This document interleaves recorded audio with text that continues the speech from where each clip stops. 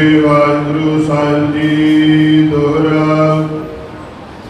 श्री गुरु ध्यान सो भान साना, करदा कमल बिगसाई। अवतार चो जथामती, पाऊँ कदा सुखदाई दोहरा। श्री गुरु ध्यान सो भान सामा। वाहिगुरु जी का खालसा, वाहिगुरु जी की फतेह। परम प्रीतवान सतगुਰਾਂ ਦੀ ਸਾਜੀ ਨਵਾਜੀ, गुरु प्यारी, गुरु सवारी, गुरु खालसा, साध संगत जीओ। पातत पावन भगत वत्सल, किरपा के खजाने, अंतरजामी सतगुरु, कल युग के बोहित, जुगो जुग अटल सतगुरु गरीब नवाज। धन धन साहिब श्री गुरु ग्रंथ साहिब महाराज सच्चे पातशाह जी के पावन पवित्र चरणा कमलों विच गुरुद्वारा शहीद बाबा निहाल सिंह जी तलन साहिब विखे आपां जुड़ बैठे हाँ। सतगुरु सच्चे पातशाह जी की रहमत हो रही है। संध्या के सजे हुए दीवाना विच रबी बाणी के कीर्तन, ग्रंथी सिंघां दे पासों रहरास साहिब जी के पाठ तथा हुण नित के कर्म के मुताबक सतगुरु साहिब जी के जीवन की सुंदर कथा विच जुड़ बैठण का लाहे प्राप्त करने का मौका गुरु कृपा सदका आपां नूं मिल रहा है। सतगुरु नानक देव महाराज सच्चे पातशाह जी के पवित्र जीवन की कथा आपां नित्ता प्रति संगत विच लड़ीवार रूप में सरवण करते आ रहे हाँ। ये सत्संगत सतगुरु सच्चे पातशाह ने कलयुग दे विच सानू ताਰਨ हेतु ही बनाई है, क्योंकि सत्संगत तो बिना कलयुग के समय विच तरन का कोई साधन नहीं है। सतगुरु साहिब जी गुरबाणी दे विच रहरास साहिब का पाठ आपां हुणे सरवण कीता है। ग्रंथी सिंघां दे पासों उचारण करते हैं, मेरे माधव जी सतसंगत मिले सुख तरिया। जिहड़ा सत्संग दे विच आके मिल जाएगा, जुड़ेगा, विचार सरवण करेगा, सरवण करके मनेगा, मन के अपनावेगा, सतगुरु सच्चे पातशाह कहते अवश्य ही उसका पार उतारा हो जाएगा। ये भवसागर तो तर जाएगा, जन्म मरण के चक्रां विच नहीं आवेगा। और सत्संगत नित्ता प्रति सानू करनी बहुत जरूरी है, क्योंकि कलयुग का समा कला कलेश का कल्पनावां का समय है। हर मनुख कल्पिया फिरदा, तरह तरह दी चिंतावां हन, झूरे हन, तरह तरह के कलेश साडी आ जिंद नूं पए हुए हैं। जिस करके इन्हां तो निवृत्ति वास्ते सत्संगत करनी अति लाजमी है, बहुत जरूरी आ। पुराने समयां दे विच साध संगत जी चनिया की छोलियां की फसल आ साडे पंजाब की धरती ते बहुत ही बीजिया करते। हुण तां खैर ये थोड़ा जिहा रिवाज घट गया है, नवीन फसलों ने जगह ले लई आ। वो जिहड़े छोलियां का खेत हुंदा, साध संगत जी उहनूं वध तो वध एक पानी की लोड़ पैंदी जां मींह दे आसरी हो जाते, क्योंकि छोलियां की फसल नूं पानी की बहुत घट लोड़ पैंदी है, जरूरत पैंदी आ। मींह के सिर ते ही वो फसल हो जानी, मारू खेतों के विच, मारू थलां दे विच भी हो जाने छोले, बहुते पानियां की लोड़ नहीं सी। उस तो बाद जिहड़ी फसल आपां आम करके बीजते हैं वो है गेहूं कणक की फसल। कणक की फसल नूं 4-5 पानी लाने पैंदे आ। एक अद्धे वारी मींह पै जे तो घट नाल भी सर जांदा। किसान वीर बैठे आ, उन्हां नूं पता वो 4-5 पानियां नाल कणक की फसल पक के तैयार हो जाती है। तो अजकल जिहड़ा आपां बहुता करके झोने का प्रचलन किया होया, ये ऐसी फसल है भी ये पानी तो बिना, जे पानी ना खड़ा होवे सुक जाती है, सड़ जाती है। हर वक्त पानी खड़ा रहना चाहिए। ਸੋ ਇਹ ਪ੍ਰਮਾਣ ਹੈ, ਦਾ ਪ੍ਰਮਾਣ ਇਹ ਆ ਕਿ ਜਦੋਂ ਸਤਿਯੁਗ ਦਾ ਸਮਾਂ ਸੀ ਉਦੋਂ ਛੋਲਿਆਂ ਦੀ ਫਸਲ ਵਾਂਗੂ ਇੱਕੋ ਵਾਰੀ ਪਾਣੀ ਦੀ ਜਿਵੇਂ ਉਹਨੂੰ ਲੋੜ ਪੈਂਦੀ ਆ, ਇੱਕੋ ਵਾਰੀ ਸਾਧੂ ਮਹਾਤਮਾ ਤੋਂ ਉਪਦੇਸ਼ ਜਗਿਆਸੂਆਂ ਨੇ ਲੈਣਾ ਤੇ ਸਾਰੀ ਉਮਰ ਉਹਨਾਂ ਦੀ ਨਾਮ ਸਿਮਰਨ ਕਰਦਿਆਂ ਦੀ ਲੰਘ ਜਾਂਦੀ, ਜਨਮ ਸਫਲਾ ਹੋ ਜਾਂਦਾ ਸੀ। ਜਿਵੇਂ ਕਣਕ ਦੀ ਫਸਲ ਨੂੰ 4-5 ਪਾਣੀਆਂ ਦੀ ਲੋੜ ਪੈਂਦੀ ਆ, ਸਤਿਯੁਗ ਤੋਂ ਬਾਅਦ ਤ੍ਰੇਤੇ ਦਾ ਸਮਾਂ ਆ ਗਿਆ, ਦੁਆਪਰ ਦਾ ਸਮਾਂ ਆ ਗਿਆ। ਇਹਨਾਂ ਯੁੱਗਾਂ ਵਿੱਚ ਫਿਰ 4-5 ਵਾਰੀ ਸਾਧੂ ਮਹਾਤਮਾ ਤੋਂ ਉਪਦੇਸ਼ ਲੈਣਾ, ਉਪਦੇਸ਼ ਲੈ ਕੇ ਆਉਣਾ, ਫਿਰ ਭੁੱਲ ਜਾਣਾ, ਫਿਰ ਉਹਨਾਂ ਮਹਾਤਮਾ ਦੇ ਕੋਲੇ ਜਾਣਾ, ਮਹਾਰਾਜ ਉਪਦੇਸ਼ ਦ੍ਰਿੜ ਕਰਵਾ ਦਿਓ। ਸੰਤਾਂ ਨੇ ਉਪਦੇਸ਼ ਦ੍ਰਿੜ ਕਰਵਾਉਣਾ। ਉਹ 4-5 ਵਾਰੀ ਜਿਵੇਂ ਕਣਕ ਦੀ ਫਸਲ ਨੂੰ ਪਾਣੀ ਦੀ ਲੋੜ ਆ, ਸਮੁੱਚੇ ਜੀਵਨ ਵਿੱਚ 4-5 ਵਾਰੀ ਉਪਦੇਸ਼ ਦ੍ਰਿੜ ਕਰਨਾ, ਜਨਮ ਸਫਲਾ ਹੋ ਜਾਣਾ। ਤੇ ਕਲਯੁਗ ਦਾ ਸਮਾਂ ਇਹ ਝੋਨੇ ਦੀ ਫਸਲ ਵਰਗਾ, ਜਿਵੇਂ ਝੋਨੇ ਦੀ ਫਸਲ ਹਰ ਵਕਤ ਪਾਣੀ ਮੰਗਦੀ ਆ, ਇਸੇ ਤਰ੍ਹਾਂ ਕਲਯੁਗ ਦੇ ਸਮੇਂ ਦੇ ਵਿੱਚ ਕਲਾ ਕਲੇਸ਼ ਕਲਪਨਾਵਾਂ ਇੰਨੇ ਸਾਡੀ ਜਿੰਦ ਨੂੰ ਚਿੰਬੜੇ ਹੋਏ ਆ, ਲੱਗੇ ਹੋਏ ਆ ਵੀ ਹਰ ਵਕਤ ਗੁਰੂ ਕੀ ਸੰਗਤ ਦੀ ਲੋੜ ਹੈ। ਸਤਸੰਗ ਨਾ ਹੋਵੇ ਨਾ ਤੇ ਬੰਦਾ ਪਤਾ ਨਹੀਂ ਕਿਹੜੇ ਵੇਲੇ ਗੁਰੂ ਘਰ ਦੇ ਨਾਲ ਜੁੜਿਆ ਹੋਇਆ ਵੀ ਟੁੱਟ ਜਾਵੇ। ਝੋਨੇ ਦੀ ਫਸਲ ਵਾਂਗੂ ਹਰ ਵੇਲੇ ਪਾਣੀ, ਹਰ ਵੇਲੇ ਉਪਦੇਸ਼, ਇਹ ਜੀਵ ਨੂੰ ਚਾਹੀਦਾ ਹੈ। ਇਸ ਕਰਕੇ ਸਤਿਗੁਰੂ ਨੇ ਕਲਯੁਗ ਦੇ ਸਮੇਂ ਵਿੱਚ ਆ ਸਤਸੰਗ ਦਾ ਮਹਾਨ ਕੁੰਭ ਰਚਿਆ ਬਈ ਜੀਵ ਜਗਿਆਸੂ ਗੁਰੂ ਕੇ ਸਿੱਖ ਆ ਸਤਸੰਗਤ ਵਿੱਚ ਆ ਕੇ ਜੁੜਨ ਤੇ ਜੁੜ ਕੇ ਹਮੇਸ਼ਾ ਸਤਿਗੁਰੂ ਸੱਚੇ ਪਾਤਸ਼ਾਹ ਜੀ ਦੇ ਉਪਦੇਸ਼ ਰੂਪੀ ਪਾਣੀ ਇਹਨੂੰ ਮਿਲਦਾ ਹੈ। ਪਹਿਲਾ ਪਾਣੀ ਜੀਓ ਹੈ ਜਿਤ ਹਰਿਆ ਸਭ ਕੋਈ, ਤਾਂ ਕਿ ਫਸਲ ਹਰੀ ਭਰੀ ਰਹੇ। ਇਹ ਗੁਰਸਿੱਖੀ ਦੀ ਜਿਹੜੀ ਫੁਲਵਾੜੀ ਸਤਿਗੁਰੂ ਜੀ ਲਾ ਕੇ ਗਏ ਆ, ਇਹਦਾ ਕੋਈ ਵੀ ਅੰਗ, ਕੋਈ ਵੀ ਬੂਟਾ, ਕੋਈ ਵੀ ਟਾਹਣੀ ਸੁੱਕੇ ਨਾ। ਜਿਵੇਂ ਪਾਣੀ ਤੋਂ ਬਿਨਾਂ ਝੋਨਾ ਸੁੱਕ ਜਾਂਦਾ, ਹੋਰ ਦਰਖਤ ਸੁੱਕ ਜਾਂਦੇ ਆ, ਇਸੇ ਤਰ੍ਹਾਂ ਸਾਧ ਸੰਗਤ ਜੀ ਅਸ਼ਰਧਾ ਰੂਪੀ, ਅਗਿਆਨਤਾ ਰੂਪੀ ਜਿਹੜਾ ਸੋਕਾ ਅੱਜ ਹਰ ਇੱਕ ਮਨੁੱਖ ਨੂੰ ਪਿਆ ਹੋਇਆ। ਅਗਿਆਨਤਾ ਥਾਂ ਥਾਂ ਦੇ ਉੱਤੇ ਹੈ ਤੇ ਗਿਆਨ ਮਿਲਦਾ ਬਹੁਤ ਘੱਟ ਆ। ਔਰ ਗਿਆਨ ਨੂੰ ਪ੍ਰਾਪਤ ਕਰਨ ਲਈ ਅਸੀਂ ਬੜੇ ਬੜੇ ਸਾਧਨ ਵੀ ਜੁਟਾਏ ਆ। ਕਿੰਨੇ ਸਕੂਲ, ਕਾਲਜ, ਯੂਨੀਵਰਸਿਟੀਆਂ, ਕੋਚਿੰਗ ਸੈਂਟਰ ਖੁੱਲ੍ਹੇ ਹੋਏ ਆ ਤਾਂ ਕਿ ਗਿਆਨ ਦੀ ਪ੍ਰਾਪਤੀ ਹੋਵੇ। ਅਗਿਆਨਤਾ ਵਾਸਤੇ ਤਾਂ ਕੋਈ ਸੈਂਟਰ ਨਹੀਂ ਨਾ, ਪਾਪ ਕਰਨਾ ਤਾਂ ਨਹੀਂ ਕਿਤੇ ਸਿਖਾਇਆ ਜਾਂਦਾ, ਪਰ ਫਿਰ ਵੀ ਦੁਨੀਆ ਪਾਪ ਬਹੁਤ ਕਰਦੀ ਹੈ, ਪੁੰਨ ਘੱਟ ਕਰਦੀ ਹੈ।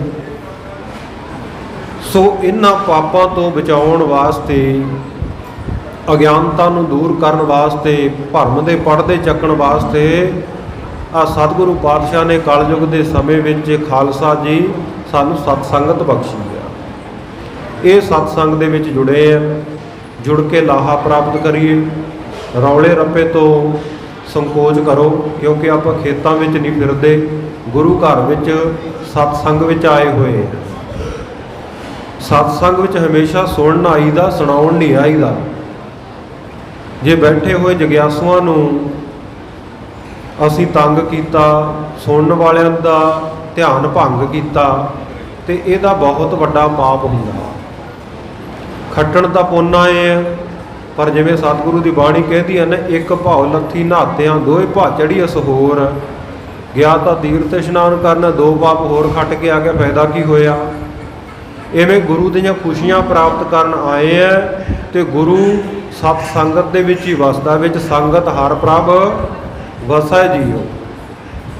ਤੇ ਜੇ ਸੰਗਤ ਦੇ ਮਨ ਨੂੰ ਠੇਸ ਪਹੁੰਚਾਈ ਅਸੀਂ ਆਪਣੇ ਉੱਚੇ ਬੋਲਾਂ ਦੇ ਨਾਲ, ਆਪਣੀ ਅਗਿਆਨਤਾ ਦੇ ਨਾਲ, ਨਾ ਸਮਝੀ ਨਾਲ, ਲਾਪਰਵਾਹੀ ਨਾਲ, ਫਿਰ ਗੁਰੂ ਖੁਸ਼ ਨਹੀਂ ਹੋਵੇਗਾ, ਉਲਟਾ ਕਰੋਪੀ ਸਹਾਰ ਕੇ ਚਲੇ ਜਾਵਾਂਗੇ। ਇਸ ਕਰਕੇ ਬੇਨਤੀ ਆ ਭਾਈ, ਰੌਲੇ ਰੱਪੇ ਤੋਂ ਸੰਕੋਚ ਕਰੋ। ਦੂਰ ਦੂਰ ਤੱਕ ਸਾਰਿਆਂ ਨੂੰ ਬੇਨਤੀ ਸੁਣ ਰਹੀ ਆ, ਗੱਲ ਤਾਂ ਅਮਲ ਕਰਨ ਦੀ ਆ।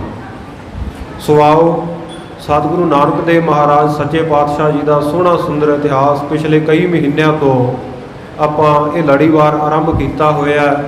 ਮਹਾਕਵੀ ਭਾਈ ਸੰਤੋਖ ਸਿੰਘ ਜੀ ਨੇ ਜਿਵੇਂ ਭਾਈ ਬਾਲੇ ਵਾਲੀ ਜਨਮ ਸਾਖੀ ਨੂੰ ਆਧਾਰ ਬਣਾ ਕੇ ਇਹ ਸੋਹਣੀ ਕਥਾ ਸਤਿਗੁਰੂ ਸਾਹਿਬ ਜੀ ਦੀ ਸੁੰਦਰ ਕਵਿਤਾ ਦੇ ਵਿੱਚ ਰਚੀ ਆ, ਉਹਦੇ ਅਰਥਾਂ ਨੂੰ ਆਪਾਂ ਨਿੱਤਾ ਪ੍ਰਤੀ ਵਿਚਾਰਦੇ ਹਾਂ।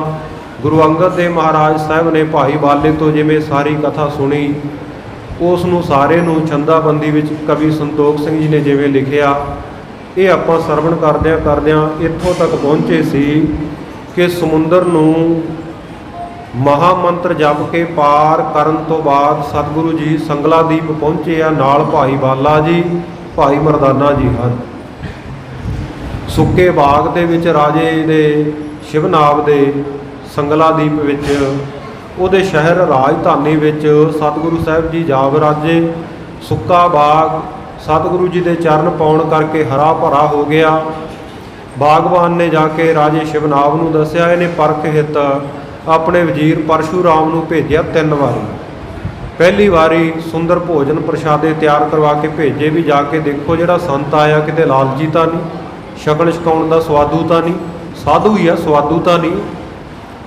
ਪਰ ਸਤਿਗੁਰੂ ਨੇ ਆਖਿਆ ਸਾਨੂੰ ਇਹਨਾਂ ਭੋਜਨਾਂ ਦੀ ਲੋੜ ਨਹੀਂ, ਭਜਨ ਹੀ ਬਹੁਤ ਹੈ। ਦੂਜੀ ਵਾਰ ਸੁੰਦਰ ਵਸਤਰ ਭੂਖਣ ਲੈ ਕੇ ਗਿਆ। ਸਤਿਗੁਰੂ ਜੀ ਫੇਰ ਨਾ ਕਿਸੇ ਲਾਲਚ ਵਿੱਚ ਆਏ। ਤੀਜੀ ਵਾਰੀ ਵੇਸ਼ਵਾਵਾਂ, ਕੰਜਰੀਆਂ, ਨੱਚਣ ਟੱਪਣ ਵਾਲੀਆਂ ਭੇਜ ਦਿੱਤੀਆਂ। ਸਤਿਗੁਰੂ ਦੇ ਮਨ ਨੂੰ ਫਿਰ ਨਾ ਲੁਭਾਇਮਾਨ ਕਰ ਸਕਿਆ। ਫਿਰ ਰਾਜਾ ਦਰਸ਼ਨ ਕਰਨ ਆਇਆ। ਦਰਸ਼ਨ ਕਰਕੇ ਫਿਰ ਵੀ ਮਨ ਦੇ ਵਿੱਚ ਸ਼ੰਕਾ ਰਹੀ ਕਿ ਇਹ ਸੱਚਮੁੱਚ ਸਤਿਗੁਰੂ ਨਾਨਕ ਦੇਵ ਜੀ ਹਨ, ਕਿਤੇ ਕੋਈ ਪਖੰਡੀ ਤਾਂ ਨਹੀਂ। ਕਿਉਂਕਿ ਮਨਸੁਖ ਸਿੱਖ ਦੇ ਪਾਸੋਂ ਸਤਿਗੁਰੂ ਜੀ ਦੀ ਮਹਿਮਾ ਸੁਣ ਕੇ ਮਨੋ ਮਨੀ ਸਿੱਖ ਬਣ ਗਿਆ ਸੀ ਸੰਗਲਾਦੀਪ ਦਾ ਰਾਜਾ ਸ਼ਿਵਨਾਬ। ਸ਼ਰਧਾ ਇੰਨੀ ਵਧੀ, ਕਹਿਣ ਲੱਗਾ ਸਿੱਖਾ ਮੈਨੂੰ ਨਾਲ ਲੈ ਚੱਲ, ਸਤਿਗੁਰੂ ਦੇ ਦਰਸ਼ਨ ਕਰਵਾ ਦੇ, ਰਾਜ ਭਾਗ ਤਿਆਗ ਦੇਵਾਂਗਾ। ਸਿੱਖ ਨੇ ਕਿਹਾ ਰਾਜ ਭਾਗ ਤਿਆਗਣ ਦੀ ਲੋੜ ਨਹੀਂ, ਸਤਿਗੁਰੂ ਨੂੰ ਸ਼ਰਧਾ ਨਾਲ ਯਾਦ ਕਰੇਗਾ ਨਾ, ਇੱਥੇ ਆ ਕੇ ਤੇਰੀ ਭਾਵਨਾ ਪੂਰੀ ਕਰ ਦੇਣਗੇ, ਦਰਸ਼ਨ ਦੇਣਗੇ। ਉਦੋਂ ਤੋਂ ਦਰਸ਼ਨਾਂ ਦੀ ਤਾਂਘ ਸੀ, ਉਡੀਕਦਾ ਸੀ। ਜਦੋਂ ਹੋਰ ਪਖੰਡੀਆਂ ਨੂੰ ਸਾਧੂ ਮਹਾਤਮਾ ਦੇ ਭੇਖ ਦੇ ਵਿੱਚ ਉਹਨਾਂ ਨੂੰ ਪਤਾ ਲੱਗਿਆ, ਗੁਰੂ ਨਾਨਕ ਨਾਮ ਰਖਾ ਕੇ ਆਉਣ ਲੱਗ ਪਏ ਸੀ ਇਹਦੇ ਕੋਲ। ਜਿਹੜਾ ਆਵੇ ਕਹੇ ਇਹ ਗੁਰੂ ਨਾਨਕ ਹੈ। ਰਾਜਾ ਪਹੁੰਚੇ ਕੋਲੇ, ਪਰ ਮਨ ਦੀ ਸ਼ੰਕਾ ਕਿਸੇ ਤੋਂ ਦੂਰ ਨਾ ਹੋਵੇ। ਪੂਰੇ ਗੁਰੂ ਬਿਨਾਂ ਮਨ ਦਾ ਸ਼ੰਕਾ ਕੌਣ ਨਿਬੇੜੇ, ਕੌਣ ਨਿਵਰਤ ਕਰੇ। ਮਨ ਦਾ ਸ਼ੰਕਾ ਦੂਰ ਨਾ ਹੋਇਆ। ਰਾਜੇ ਨੇ ਇੱਕ ਪੈਮਾਨਾ, ਇੱਕ ਪੈਰਾਮੀਟਰ ਰੱਖ ਦਿੱਤਾ, ਕੋਈ ਜਿਹੜਾ ਸਾਧੂ ਮਹਾਤਮਾ ਆਊਗਾ ਪਹਿਲਾਂ ਉਹਦੀ ਪਰਖ ਕੀਤੀ ਜਾਵੇ। ਜੇ ਪਰਖ ਵਿੱਚ ਪੂਰਾ ਉਤਰੂ ਤਾਂ ਮੈਂ ਦਰਸ਼ਨ ਕਰਾਂਗਾ। ਜੇ ਗੁਰੂ ਨਾਨਕ ਦੇਵ ਜੀ ਹੋਣਗੇ ਉਹ ਤਾਂ ਪੂਰਨ ਹੈ, ਉਹਨਾਂ ਨੇ ਸਾਰੇ ਸ਼ੰਕੇ ਨਿਵਰਤ ਕਰ ਹੀ ਦੇਣੇ। ਇਉਂ ਸਤਿਗੁਰੂ ਸਾਹਿਬ ਜੀ ਤੋਂ ਜੀਵਨ ਤੋਂ ਪ੍ਰਭਾਵਿਤ ਸੀ। ਗੁਰੂ ਕੇ ਸਿੱਖ ਤੋਂ ਸੁਣ ਕੇ ਗੁਰੂ ਕੀ ਬਾਣੀ ਦੇ ਸ਼ਬਦ ਲਿਖੇ ਸਨ। ਰਾਜਾ ਰੋਜ਼ ਜਾਪ ਕਰਦਾ ਸੀ। ਅੱਜ ਸੱਚਮੁੱਚ ਸਤਿਗੁਰੂ ਨਾਨਕ ਦੇਵ ਜੀ ਆ ਗਏ, ਪਰ ਮਨ ਵਿੱਚ ਜਿਹੜਾ ਸ਼ੱਕ ਪੈਦਾ ਹੋ ਜਾਏ, ਸ਼ੰਕਾ ਪੈਦਾ ਹੋ ਜਾਏ। ਤੇ ਇੱਕ ਗੱਲੋਂ ਠੀਕ ਵੀ ਸੀ ਰਾਜਾ ਸ਼ਿਵਨਾਬ। ਸਾਧ ਸੰਗਤ ਜੀ ਪਿੰਡਾਂ ਦੇ ਵਿੱਚ ਹੁਣ ਗਰਮੀ ਦਾ ਮੌਸਮ ਹੈ, ਚਾਹੇ ਫਰਿੱਜ ਵਗੈਰਾ ਆ ਹੀ ਗਏ ਹੈ, ਪਰ ਬਹੁਤੇ ਲੋਕ ਅੱਜ ਵੀ ਘੜਿਆਂ ਦਾ ਪਾਣੀ ਪੀਣਾ ਉਹ ਚੰਗਾ ਸਮਝਦੇ ਆ, ਤੇ ਹੈ ਵੀ ਚੰਗਾ ਫਰਿੱਜਾਂ ਵਗੈਰਾ ਨਾਲੋਂ। ਸਿਹਤ ਠੀਕ ਰਹਿੰਦੀ ਹੈ, ਕੋਈ ਵਿਗਾੜ ਨਹੀਂ ਪੈਂਦਾ।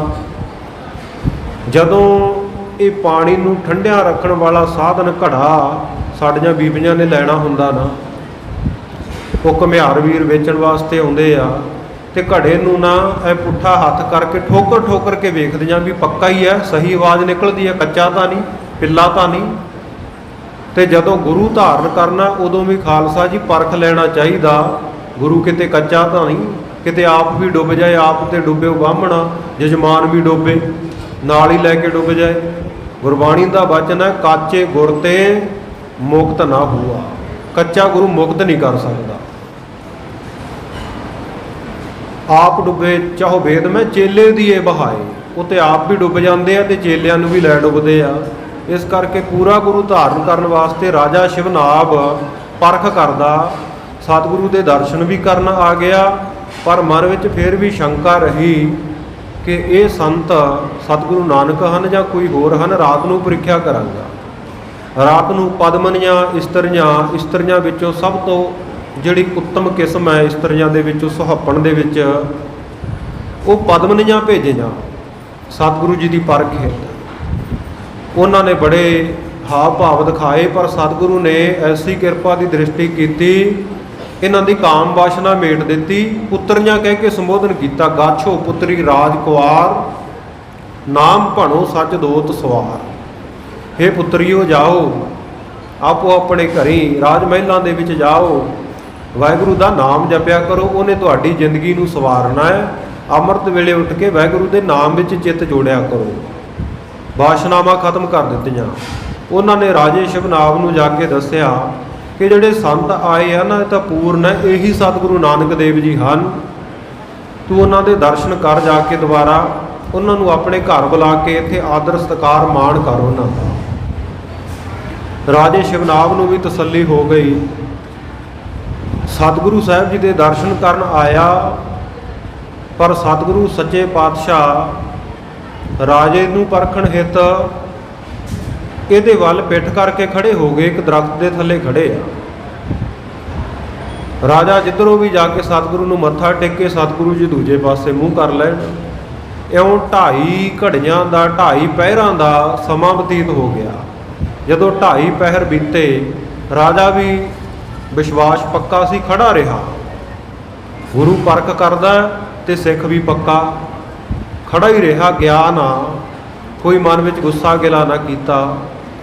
ਅੱਜ ਤੇ ਸਾਧ ਸੰਗਤ ਜੀ, ਗੁਰੂ ਦੀ ਗੱਲ ਤਾਂ ਛੱਡੋ, ਕੋਈ ਆਮ ਬੰਦਾ ਵੀ ਸਾਨੂੰ ਜਾਂਦਿਆਂ ਨੂੰ 2 ਮਿੰਟ ਸਮਾਂ ਨਾ ਦੇਵੇ ਨਾ ਤਾਂ ਆਪਾਂ ਗੁੱਸਾ ਹੋ ਜਾਂਦੇ ਆ। ਇੰਨਾ ਕਿ ਸਾਡਾ ਬਰਦਾਸ਼ਤ ਦਾ ਮਾਦਾ। ਪਰ ਰਾਜਾ ਪੱਕਾ ਸੀ, ਵਿਸ਼ਵਾਸ ਪੱਕਾ ਸੀ, ਖੜਾ ਰਿਹਾ। 2.5 ਪਹਿਰਾਂ ਬਾਅਦ ਸਤਿਗੁਰੂ ਸੱਚੇ ਪਾਤਸ਼ਾਹ ਬਚਨ ਕਰਦੇ ਆ, ਕਹਿੰਦੇ ਆ ਰਾਜਾ ਕਿਵੇਂ ਆਉਣਾ ਹੋਇਆ, ਕੀ ਭੁਲਾਖਾ, ਕੀ ਇੱਛਾ? ਕਹਿੰਦਾ ਮਹਾਰਾਜ ਇੱਛਾ ਤੁਹਾਨੂੰ ਫੇਰ ਦੱਸਾਂਗਾ, ਪਹਿਲਾਂ ਆਪਣੇ ਪਵਿੱਤਰ ਚਰਨ ਮੇਰੇ ਘਰ ਵਿੱਚ ਪਾਓ, ਪਵਿੱਤਰ ਕਰੋ ਘਰ ਨੂੰ। ਤੇ ਮਹਾਰਾਜ ਨੂੰ ਵਾਰ-ਵਾਰ ਪੁੱਛਦਾ, ਮਹਾਰਾਜ ਤੁਸੀਂ ਸਤਿਗੁਰੂ ਨਾਨਕ ਹੋ, ਤੁਹਾਡੀ ਜਾਤ ਖੱਤਰੀ ਹੈ? ਕਿਉਂਕਿ ਲਿਖ ਲਿਆ ਸੀ ਨਾ ਮਨਸੁਖ ਸਿੱਖ ਦੇ ਕੋਲੋਂ ਬਈ ਰਾਏ ਭੋਏ ਦੀ ਤਲਵੰਡੀ ਦੇ ਰਹਿਣ ਵਾਲੇ ਹੈ, ਬੇਦੀ ਵੰਸ਼ ਹੈ, ਖੱਤਰੀ ਜਾਤੀ ਹੈ, ਨਾਮ ਨਾਨਕ ਹੈ। ਜਦੋਂ ਪੁੱਛਿਆ ਸੀ ਮੈਨੂੰ ਪਛਾਣ ਕਿਵੇਂ ਆ ਗਈ? ਤੋ ਸਾਧ ਸੰਗਤ ਜੀ, ਇਹਨੇ ਸਭ ਕੁਝ ਲਿਖਿਆ ਹੋਇਆ ਸੀ। ਸਤਿਗੁਰੂ ਨੂੰ ਉਵੇਂ ਪੁੱਛਦਾ, ਪਰ ਸਤਿਗੁਰੂ ਨੇ ਕੋਈ ਸਿੱਧੇ ਤਰੀਕੇ ਨਾਲ ਜਵਾਬ ਨਹੀਂ ਦਿੱਤਾ। ਪੁੱਛਦਾ ਮਹਾਰਾਜ ਤੁਸੀਂ ਜੋਗੀ ਹੋ? ਸਤਿਗੁਰੂ ਨੇ ਗੁਰਬਾਣੀ ਅਨੁਸਾਰ ਦੱਸਤਾ ਵੀ ਜੋਗੀ ਕੌਣ ਹੁੰਦਾ। ਜੋਗ ਨਾਮ ਜੁੜਨ ਦਾ, ਜਿਹੜਾ ਵਾਹਿਗੁਰੂ ਨਾਲ ਜੁੜਿਆ ਹੋਵੇ 8 ਪਹਿਰ, ਉਹ ਜੋਗੀ ਹੈ। ਕੰਨਾਂ ਨੂੰ ਪਾੜ ਕੇ ਮੁੰਦਰਾ ਪਾਉਣ ਵਾਲੇ ਜੋਗੀ ਨਹੀਂ। ਇਸੇ ਤਰ੍ਹਾਂ ਪੁੱਛਦਾ ਮਹਾਰਾਜ ਆਪ ਜੀ ਬ੍ਰਾਹਮਣ ਹੋ? ਸਤਿਗੁਰੂ ਨੇ ਬ੍ਰਾਹਮਣ ਦੇ ਲੱਛਣ ਦੱਸ ਦਿੱਤੇ, ਪਰ ਇਹ ਸਪਸ਼ਟ ਨਾ ਕੀਤਾ ਸੀ ਕੌਣ ਹੈ। ਇਹ ਸਾਰਾ ਸ਼ਬਦ ਉਚਾਰਨ ਕਰਕੇ ਜਦੋਂ ਅੰਤਲੀ ਤੁਕ ਦੇ ਵਿੱਚ ਸਤਿਗੁਰੂ ਸਾਹਿਬ ਜੀ ਨੇ ਬਚਨ ਉਚਾਰਿਆ ਨਾ, ਨਾਨਕ ਭਇਆ ਉਦਾਸੀ, ਤੇ ਉਸ ਵੇਲੇ ਇਹਨੂੰ ਸੋਝੀ ਹੋਈ ਵੀ ਇਹੀ ਸਤਿਗੁਰੂ ਨਾਨਕ ਦੇਵ ਜੀ ਆ। ਕਹਿੰਦਾ ਮਹਾਰਾਜ ਹੁਣ ਤਾਂ ਘਰ ਵਿੱਚ ਚਰਨ ਜ਼ਰੂਰ ਪਾਓ। ਸਤਿਗੁਰੂ ਕਹਿੰਦੇ ਭਾਈ ਚਰਨ ਪਾਵਾਂਗੇ, ਪਰ ਪਹਿਲਾਂ ਕਹਿੰਦੇ ਗੁਰੂ ਵਾਸਤੇ ਘਰ ਦਾ ਬਣਾ ਲਾ, ਇੱਕ ਧਰਮਸ਼ਾਲਾ, ਧਰਮ ਦੀ ਜਗ੍ਹਾ ਜਿੱਥੇ ਸਤ ਸੰਗਤ ਹੋਵੇ, ਸੰਗਤਾਂ ਉਪਦੇਸ਼ ਸੁਣਨ, ਉਹ ਤਿਆਰ ਕਰ, ਫਿਰ ਅਸੀਂ ਤੇਰੇ ਘਰ ਦੇ ਵਿੱਚ ਚਰਨ ਪਾਵਾਂਗੇ। ਕਿਉਂ? ਸਤਿਗੁਰੂ ਪਾਤਸ਼ਾਹ ਜੀ ਦਾ ਹੁਕਮ ਮੰਨ ਕੇ ਰਾਜਾ ਸ਼ਿਵਨਾਭ, ਸੰਗਲਾਦੀਪ ਦਾ ਰਾਜਾ, ਤੁਰੰਤ ਚਲਿਆ ਗਿਆ। ਜਾਣ ਸਾਰੀ ਰਾਜਾ ਸੀ, ਉਹਨੇ ਕਿਹੜਾ ਕਿਤੋਂ ਮਟੀਰੀਅਲ ਲੈ ਕੇ ਆਉਣਾ ਸੀ ਜਾਂ ਉਹਨੂੰ ਬਹੁਤੀ ਉਡੀਕ ਦੀ ਲੋੜ ਸੀ। ਹੁਕਮ ਕੀਤਾ, ਧਰਮਸ਼ਾਲਾ ਬਣਾਉਣੀ ਆਰੰਭ ਕਰ ਦਿੱਤੀ। ਇੱਥੋਂ ਤੱਕ ਆਪਾਂ ਸਤਿਗੁਰੂ ਸਾਹਿਬ ਦਾ ਇਤਿਹਾਸ ਸਰਵਣ ਕਰ ਚੁੱਕੇ ਹਾਂ। ਅੱਗੇ ਜਿਵੇਂ ਭਾਈ ਸੰਤੋਖ ਸਿੰਘ ਜੀ ਨੇ ਸਤਿਗੁਰੂ ਜੀ ਦਾ ਸੋਹਣਾ ਜੀਵਨ ਅੰਕਿਤ ਕੀਤਾ ਹੈ, ਲਿਖਿਆ ਹੈ, ਆਓ ਬੜੇ ਪਿਆਰ ਦੇ ਨਾਲ ਇਕਾਗਰਤਾ ਸਹਿਤ ਜੁੜ ਕੇ ਸਰਵਣ ਕਰੀਏ ਕਥਾ ਨੂੰ। ਸ੍ਰੀ ਵਾਹਿਗੁਰੂ ਸਾਹਿਬ ਜੀ ਦੋਹਰਾ। ਸ੍ਰੀ ਗੁਰੂ ਧਿਆਨ ਸੋ ਭਾਨ ਸਮ। ਸਤਿਗੁਰੂ ਸਾਹਿਬ ਜੀ ਜਿਹੜੇ ਸ਼੍ਰੋਮਣੀ ਹਨ, ਸ਼ੋਭਾ ਵਾਲੇ ਹਨ। ਸਤਿਗੁਰੂ ਨਾਨਕ ਦੇਵ ਮਹਾਰਾਜ ਸੱਚੇ ਪਾਤਸ਼ਾਹ ਜੀ ਦਾ ਧਿਆਨ ਧਰਨਾ ਜਿਵੇਂ ਕੋਈ ਸੂਰਜ ਦੇ ਚਾਨਣੇ ਵਿੱਚ ਆ ਜਾਵੇ, ਸੂਰਜ ਦੇ ਪ੍ਰਕਾਸ਼ ਵਿੱਚ ਆਵੇ। ਸਤਿਗੁਰੂ ਜੀ ਦਾ ਧਿਆਨ ਸੂਰਜ ਦੇ ਸਮਾਨ, ਸੂਰਜ ਦੇ ਬਰਾਬਰ ਹੈ। ਸਤਿਗੁਰੂ ਜੀ ਦਾ ਜਿਹੜਾ ਧਿਆਨ ਰੂਪੀ ਪ੍ਰਕਾਸ਼ ਹੈ, ਜਿਵੇਂ ਸੂਰਜ ਚਾਨਣਾ ਕਰ ਦਿੰਦਾ, ਸਭ ਕੁਝ ਨਜ਼ਰ ਆਉਣ ਲੱਗ ਪੈਂਦਾ ਆਪਾਂ ਨੂੰ ਦਿਨ ਦੇ ਵੇਲੇ।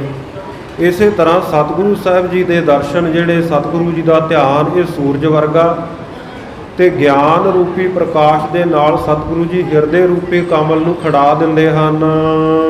ਅਵਤਾਰ ਚੋਂ ਜਥਾਮਤੀ ਇਸ ਤਰ੍ਹਾਂ ਸਤਿਗੁਰੂ ਦੇ ਗਿਆਨ ਦੇ ਚਾਨਣੇ ਵਿੱਚ ਆਪਣੇ ਮਨ ਨੂੰ ਖਿੜਾ ਕੇ, ਜਿਵੇਂ ਸਤਿਗੁਰੂ ਨੇ ਮੱਤ ਬਖਸ਼ੀ ਹੈ, ਬੁੱਧੀ ਬਖਸ਼ੀ ਹੈ। ਭਾਈ ਸੰਤੋਖ ਸਿੰਘ ਜੀ ਕਹਿੰਦੇ, ਮੈਂ ਕਵਿਤਾ ਰਚਦਾ, ਸਤਿਗੁਰੂ ਦਾ ਇਤਿਹਾਸ ਕਹਿੰਦਾ ਹਾਂ। ਆਉਂਦ ਕਥਾ ਸੁਖਦਾਈ ਜਿਹੜੀ ਸੁੱਖਾਂ ਦੇ ਦਾਤੇ ਸਤਿਗੁਰੂ ਜੀ ਦੀ ਸੁੱਖ ਦੇਣ ਵਾਲੀ ਕਥਾ ਮੈਂ ਕਹਿ ਰਿਹਾ ਹਾਂ। ਸ੍ਰੀ ਬਾਲਾ ਸੰਧੂਰ ਵਾਚ ਭਾਈ ਬਾਲਾ ਸੰਧੂ ਜੀ ਸਤਿਗੁਰੂ ਨਾਨਕ ਦੇਵ ਜੀ ਦੇ ਸਿੱਖ, ਗੁਰੂ ਅੰਗਦ ਦੇਵ ਜੀ ਮਹਾਰਾਜ ਤੇ ਹੋਰ ਸਿੱਖ ਸੰਗਤਾਂ ਨੂੰ ਖਡੂਰ ਸਾਹਿਬ ਵਿਖੇ ਗੁਰਦੁਆਰਾ ਤਪਿਆਣਾ ਸਾਹਿਬ ਵਾਲੀ ਜਗ੍ਹਾ ਤੇ ਇਹ ਇਤਿਹਾਸ ਸੁਣਾ ਰਹੇ ਹਨ, ਕਥਾ ਸੁਣਾ ਰਹੇ ਹਨ। ਆਓ ਕਈ ਬੋਲੋ ਗੁਣ ਬਰਵਾਏ ਕਵਲਾ ਰਾਜੇ ਸ਼ਿਵਨਾਭ ਨੇ ਬਹੁਤ ਸਾਰੇ ਲੋਕਾਂ ਨੂੰ ਬੁਲਾਇਆ ਰਚੀ ਧਰਮਸ਼ਾਲਾ ਤਤਕਾਲਾ ਤੇ ਤਤਕਾਲ ਹੀ, ਬਹੁਤ ਜਲਦੀ ਹੀ ਇੱਕ ਬਿਲਡਿੰਗ, ਇੱਕ ਧਰਮਸ਼ਾਲਾ, ਧਰਮ ਦੀ ਜਗ੍ਹਾ ਸਤਿਗੁਰੂ ਦੇ ਹੁਕਮ ਮੁਤਾਬਕ ਇਹਨੇ ਰਚ ਦਿੱਤੀ, ਬਣਵਾ ਦਿੱਤੀ। ਮ੍ਰਿਗ ਮਦ ਚੰਦਨ ਅਗਰ ਕਪੂਰਾ ਇਸ ਤਰ੍ਹਾਂ ਇਹ ਰਾਜੇ ਨੇ ਉਸ ਧਰਮਸ਼ਾਲਾ ਦੇ ਵਿੱਚ ਸਾਧ ਸੰਗਤ ਜੀ ਮਿਰਗ ਮਦ, ਕਸਤੂਰੀ, ਚੰਦਨ, ਅਗਰ ਵੀ ਇੱਕ ਤਰ੍ਹਾਂ ਦੀ ਸੁਗੰਧੀ ਵਾਲੀ ਲੱਕੜ ਹੈ, ਕਪੂਰ ਇਤਿਆਦਿਕ ਜਿਹੜੀਆਂ ਸਾਰੀਆਂ ਸੁਗੰਧੀਆਂ ਹਨ, ਇਹਨਾਂ ਸਾਰੀਆਂ ਸੁਗੰਧੀਆਂ ਦਾ ਲੇਪ ਬਣਾ ਕੇ ਨਾ ਉਹ ਧਰਮਸ਼ਾਲਾ ਦੇ ਵਿੱਚ ਜਗ੍ਹਾ ਜਗ੍ਹਾ ਦੇ ਉੱਤੇ ਲੇਪਣ ਕੀਤਾ। ਬਹੁਤ ਸੁੰਦਰ ਤੇ ਦਰ ਬਣਵਾਈ ਤੇ ਉਸ ਧਰਮਸ਼ਾਲਾ ਦੇ ਉਸ ਜਗ੍ਹਾ ਦੇ ਬਹੁਤ ਸੋਹਣੇ ਦਰਵਾਜ਼ੇ ਬਣਵਾਏ। ਅਨੇਕਾਂ ਭਾਂਤ ਦੀ ਇਹਦੇ ਵਿੱਚ ਵਿਛਾਈ ਕਰਵਾਈ। ਗੁਰੂ ਕੀ ਸੰਗਤ ਨੇ ਬੈਠਣਾ, ਸਤਿਗੁਰੂ ਨੇ ਚਰਨ ਪਾਉਣੇ ਆ। ਸੋਹਣੀ ਵਿਛਾਈ, ਸੋਹਣੀਆਂ ਚਾਦਰਾਂ, ਗਲੀਚੇ ਆਦਿਕ ਵਿਛਾ ਦਿੱਤੇ। ਔਰ ਸਾਰੀ ਧਰਮਸ਼ਾਲਾ ਦੇ ਵਿੱਚ ਗੁਲਾਬ ਜਲ ਦਾ ਛਿੜਕਾਓ ਕਰਾਇਆ। ਬਹੁਤ ਸੁਗੰਧੀਆਂ ਦੇ ਨਾਲ ਮਹਿਕਾਂ ਪੈਦਾ ਕੀਤੀਆਂ, ਮਹਿਕਣ ਲਾ ਦਿੱਤਾ ਸਾਰਾ ਵਾਤਾਵਰਨ ਧਰਮਸ਼ਾਲਾ ਦਾ। ਇਸ ਧਰਮਸ਼ਾਲਾ ਵਿੱਚ ਇੱਕ ਸੁੰਦਰ ਸੋਹਣਾ ਪਲੰਘ ਸਤਿਗੁਰੂ ਸਾਹਿਬ ਜੀ ਵਾਸਤੇ ਢਹਾ ਦਿੱਤਾ। ਤੇ ਇਸ ਪਲੰਘ ਦੇ ਉੱਤੇ ਬਹੁਤ ਸੋਹਣਾ ਸੁੰਦਰ ਵਿਛਾਉਣਾ ਬਿਸਤਰਾ ਸਤਿਗੁਰੂ ਸਾਹਿਬ ਜੀ ਵਾਸਤੇ ਵਿਛਾਇਆ ਗਿਆ। ਇਸ ਪ੍ਰਕਾਰ ਦੀ ਸਾਰੀ ਤਿਆਰੀ ਕਰਕੇ ਰਾਜਾ ਸ਼ਿਵਨਾਭ ਬਹੁਤ ਹੀ ਭਾਵਨਾ ਪ੍ਰੇਮ ਸਤਿਗੁਰੂ ਜੀ ਦਾ ਹਿਰਦੇ ਵਿੱਚ ਧਾਰਨ ਕਰਕੇ ਚਲਿਆ ਗਿਆ। ਜਦੋਂ ਚੱਲਦਾ ਚੱਲਦਾ ਜਿਸ ਬਾਗ ਵਿੱਚ ਸਤਿਗੁਰੂ ਸਾਹਿਬ ਜੀ ਵਿਰਾਜੇ ਹੋਏ ਹਨ, ਇਹ ਰਾਜਾ ਸ਼ਿਵਨਾਭ ਪਹੁੰਚਿਆ। ਸ੍ਰੀ ਨਾਨਕ ਤੈਨ ਦੇਖੇ ਨਾਹੀ। ਉੱਥੇ ਜਾ ਕੇ ਇੱਧਰ ਉੱਧਰ ਇਹਨੇ ਦੇਖਿਆ ਸਤਿਗੁਰੂ ਜੀ ਕਿੱਥੇ ਆ, ਇਹਨੂੰ ਦਿਖਾਈ ਨਾ ਦਿੱਤੇ ਕਿਤੇ ਵੀ। ਮੁਕਤੀ ਦੇ ਦਾਤੇ ਸਤਿਗੁਰੂ ਨਾਨਕ ਦੇਵ ਮਹਾਰਾਜ ਨੇ ਰਾਜੇ ਦਾ ਪ੍ਰੇਮ ਪਰਖਣ ਵਾਸਤੇ ਸਤਿਗੁਰੂ ਸੱਚੇ ਪਾਤਸ਼ਾਹ ਜੀ ਅਲੋਪ ਹੋ ਕੇ ਦੇਹੀ ਨੂੰ ਅਲੋਪ ਕਰ ਲਿਆ। ਇੱਧਰ ਰਾਜੇ ਨੇ ਜਦੋਂ ਸਤਿਗੁਰੂ ਸਾਹਿਬ ਜੀ ਨੂੰ ਨਾ ਦੇਖਿਆ ਤਾਂ ਉੱਥੇ ਬਾਗ ਦੇ ਵਿੱਚ ਬੜਾ ਇਹ ਵਿਆਕੁਲ ਹੋ ਗਿਆ, ਬੜਾ ਹਿਰਦਾ ਇਹਦਾ ਦੁਖੀ ਹੋ ਗਿਆ। ਸਤਿਗੁਰੂ ਜੀ ਨੂੰ ਲੱਭਦਿਆਂ ਲੱਭਦਿਆਂ ਜਦੋਂ ਨਾ ਮਿਲੇ ਨਾ, ਸਤਿਗੁਰੂ ਦੇ ਪ੍ਰੇਮ ਵਿੱਚ ਇੰਨਾ ਬੇਵਲ ਹੋਇਆ, ਧਰਤੀ ਦੇ ਉੱਤੇ ਡਿੱਗ ਪਿਆ, ਸਰੀਰ ਦੀ ਸੁੱਧ ਬੁੱਧ ਨਾ ਰਹੀ। ਹੁਣ ਰਾਜਾ ਸੀ, ਸੁੰਦਰ ਸੋਹਣੇ ਵਸਤਰ ਕੀਮਤੀ ਪਹਿਨੇ ਹੋਏ ਸੀ, ਧਰਤੀ ਉੱਤੇ ਡਿੱਗਿਆ, ਸਾਰੇ ਸਰੀਰ ਦੇ ਉੱਤੇ ਮਿੱਟੀ ਲੱਗ ਗਈ। ਉਸ ਵੇਲੇ ਰਾਜੇ ਦੇ ਜਿਹੜੇ ਸੇਵਕ ਨੌਕਰ ਦਾਸ ਚਾਕਰ ਸਨ, ਉਹਨਾਂ ਨੇ ਆ ਕੇ ਉਠਾ ਲਿਆ, ਰਾਜੇ ਨੂੰ ਚੱਕ ਲਿਆ। ਇਹਦੇ ਸਰੀਰ ਦੇ ਅੰਗਾਂ ਨੂੰ ਪੂੰਝਿਆ, ਮਿੱਟੀ ਝਾੜੀ ਤੇ ਇਹਦੇ ਉੱਤੇ ਪੱਖਾ ਝੁਲਾਇਆ। ਥੋੜੇ ਸਮੇਂ ਬਾਅਦ ਰਾਜੇ ਦੀ ਸੁਰਤ ਪਰਤੀ, ਚੇਤਨਤਾ ਦੇ ਵਿੱਚ ਆ ਗਿਆ। ਬਹੁਤ ਹੀ ਸ਼ੋਕ ਦੇ ਸਹਿਤ, ਗਮ ਦੇ ਸਹਿਤ ਬਚਨ ਬੋਲਿਆ ਰਾਜਾ। ਪੁਕਾਰ ਕਰਦਾ, ਹੇ ਸਤਿਗੁਰੂ ਨਾਨਕ ਦੇਵ ਮਹਾਰਾਜ, ਆਪ ਜੀ ਕਿੱਧਰ ਚਲੇ ਗਏ ਹੋ ਸੁੱਖਾਂ ਦੇ ਦਾਤੇ। ਜਿਨ ਕੇ ਦਰਸ਼ਨ ਤੀਨੋਂ ਤਾਪਾ। ਜਿਸ ਮੇਰੇ ਸਤਿਗੁਰੂ ਨਾਨਕ ਦੇਵ ਜੀ ਦੇ ਦਰਸ਼ਨ ਕਰਨ ਦੇ ਨਾਲ ਤਿੰਨੇ ਤਰ੍ਹਾਂ ਦੇ ਤਾਪ ਆਦਿ ਵਿਆਧੀ ਤੇ ਉਪਾਧੀ ਸਰੀਰਕ ਮਾਨਸਿਕ ਤੇ ਅਚਨਚੇਤ ਆ ਪੈਣ ਵਾਲੀਆਂ ਜਿਹੜੀਆਂ ਵਿਪਤਾਵਾਂ ਉਹ ਦੂਰ ਹੋ ਜਾਂਦੀਆਂ ਹਨ। ਤਨਕ ਗਲੋਕਤ ਹੋਵਤ ਖਾਪਾ। ਸਤਿਗੁਰੂ ਜੀ ਨੂੰ ਤਨਕ ਮਾਤਰ ਇੱਕ ਉਹਨਾਂ ਦੀ ਝਲਕ ਦੇਖਣ ਦੇ ਨਾਲ ਹੀ ਸਾਰੇ ਤਰ੍ਹਾਂ ਦੇ ਤਾਪ ਦੁੱਖ ਕਲੇਸ਼ ਆਦਿਕ ਨਿਵਰਤ ਹੋ ਜਾਂਦੇ ਹਨ। ਦਿਵਸ ਕੀ ਲਗੀ ਉਡੀਕਾ। ਮੈਨੂੰ ਤਾਂ ਕਿੰਨੇ ਹੀ ਸਮੇਂ ਦੀ ਸਤਿਗੁਰੂ ਜੀ ਦੀ ਇੰਤਜ਼ਾਰ ਸੀ, ਉਡੀਕ ਲੱਗੀ ਹੋਈ ਸੀ। ਅਬ ਪ੍ਰਾਪਤ ਭਾਵ ਸੁਖ ਮਮ ਜੀ ਕਾ। ਹੁਣ ਜੇ ਸਤਿਗੁਰੂ ਸੱਚੇ ਪਾਤਸ਼ਾਹ ਇੱਥੇ ਆਏ ਸਨ ਤੇ ਮੇਰੇ ਜੀਵਨ ਨੂੰ ਸੁਖ ਪ੍ਰਾਪਤ ਹੋਣਾ ਸੀ। ਮੰਦ ਭਾਗ ਪਾ ਮੋਰ ਮਹਾਨਾ। ਪਰ ਰਾਜਾ ਕਹਿੰਦਾ ਓਹੋ ਮੇਰੇ ਕਿੰਨੇ ਮਾੜੇ ਭਾਗ, ਕੋਈ ਮਾੜਾ ਕਰਮ ਅੱਗੇ ਉਗੜ ਆਇਆ ਹੈ। ਭਏ ਸਬਦ ਹੀ ਅੰਤਰ ਧਿਆਨਾ। ਸਤਿਗੁਰੂ ਸੱਚੇ ਪਾਤਸ਼ਾਹ ਤਾਂ ਅਚਾਨਕ ਹੀ ਅਲੋਪ ਹੋ ਗਏ। ਅਬ ਕੈ ਕਾਨਨ ਕੀ ਦਿਸ ਧੌਰਾ। ਇਸ ਤਰ੍ਹਾਂ ਕਹਿ ਕੇ ਰਾਜਾ ਸਤਿਗੁਰੂ ਜੀ ਦੇ ਪ੍ਰੇਮ ਵਿੱਚ ਬੌੜਾ ਹੋਇਆ ਨਾ ਜੰਗਲਾਂ ਦੇ ਵੱਲ ਦੌੜ ਤੁਰਿਆ। ਪ੍ਰੇਮ ਪਵਨ ਨੇ ਪ੍ਰਬਲ ਨੇ ਕੀਨੋ ਉਬਾਰਾ। ਸਤਿਗੁਰੂ ਜੀ ਦੇ ਪ੍ਰਬਲ ਪ੍ਰੇਮ ਨੇ, ਪ੍ਰੇਮ ਦੀ ਖਿੱਚ ਨੇ ਇਹਨੂੰ ਬੌਰਿਆਂ ਵਰਗਾ ਕਰ ਦਿੱਤਾ, ਕਮਲਿਆਂ ਵਰਗੀ ਹਾਲਤ ਕਰ ਦਿੱਤੀ। ਆਰਤ ਹੋਏ ਪੁਕਾਰਤ ਭਾਰੀ। ਬੜਾ ਹੀ ਆਰਤ ਹੋ ਕੇ ਦੁਖੀ ਹੋ ਕੇ ਕੂਕ ਪੁਕਾਰ ਕਰਦਾ, ਸਤਿਗੁਰੂ ਨੂੰ ਆਵਾਜ਼ਾਂ ਮਾਰਦਾ ਹੈ। ਪ੍ਰਾਣਨਾਥ ਮਿਲਿਏ ਇੱਕ ਵਾਰੀ। ਇਹ ਮੇਰੇ ਪ੍ਰਾਣਾਂ ਦੇ ਨਾਥ, ਮੇਰੇ ਸਾਹਾਂ ਦੇ ਮਾਲਕ ਸਤਿਗੁਰੂ ਨਾਨਕ ਦੇਵ ਜੀ, ਇੱਕ ਵਾਰੀ ਮੈਨੂੰ ਜ਼ਰੂਰ ਦਰਸ਼ਨ ਦਿਓ। ਇਸ ਤਰ੍ਹਾਂ ਦੌੜ ਦੌੜ ਕੇ ਸਤਿਗੁਰੂ ਸੱਚੇ ਪਾਤਸ਼ਾਹ ਜੀ ਦੀ ਖਬਰਸਾਰ ਪ੍ਰਾਪਤ ਕਰਨ ਵਾਸਤੇ ਕਿ ਮੁਕਤੀ ਦੇ ਦਾਤੇ ਨੂੰ ਮਿਲਾਂ।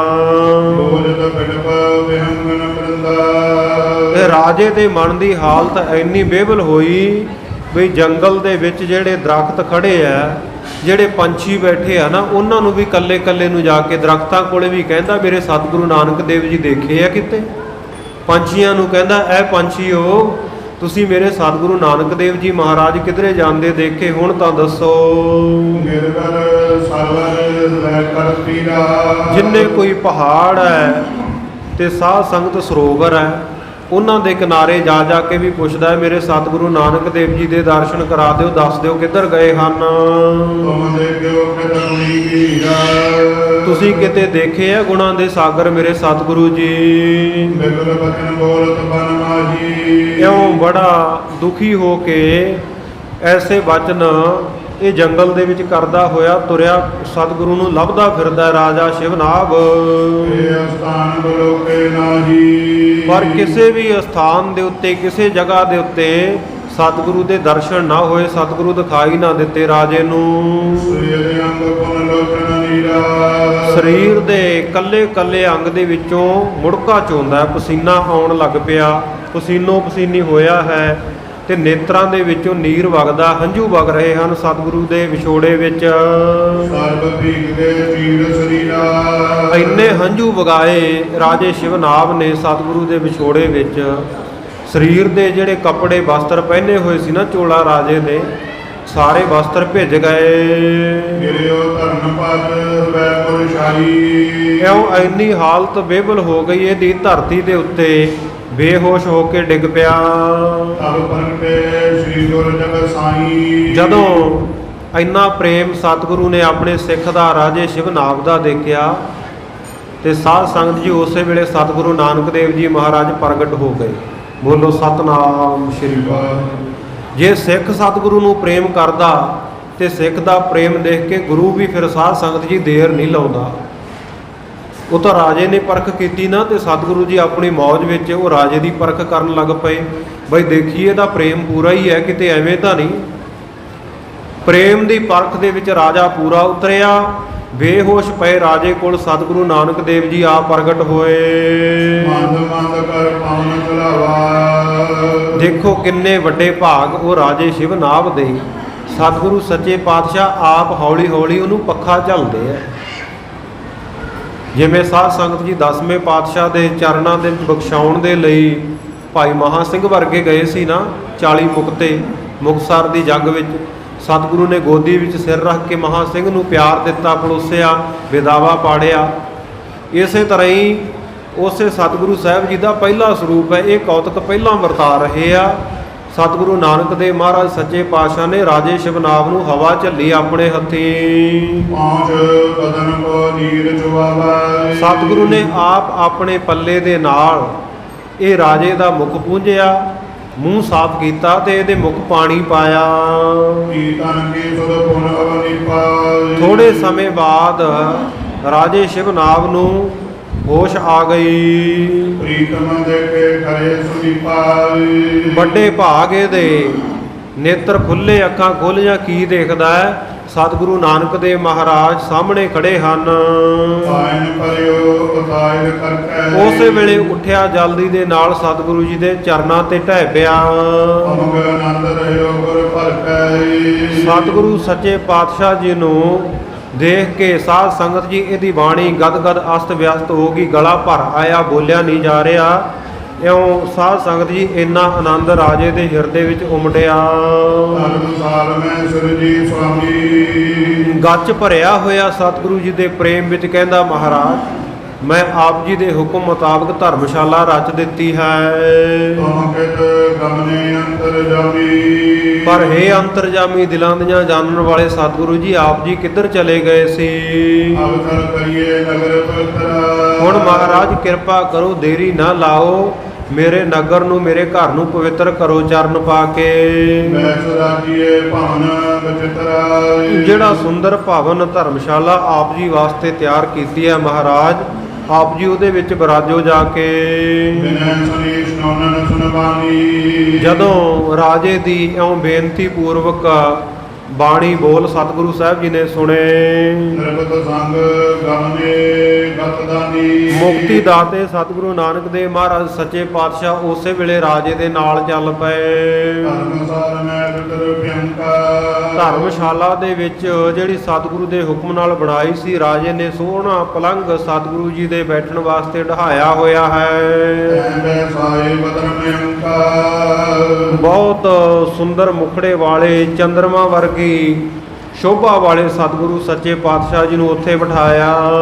ਸਗਲੇ ਨਗਰ ਵਧਾਏ ਉਸ਼ਾਹ। ਸਾਰੇ ਨਗਰ ਦੇ ਵਿੱਚ ਬੜਾ ਉਤਸ਼ਾਹ ਵਧਿਆ।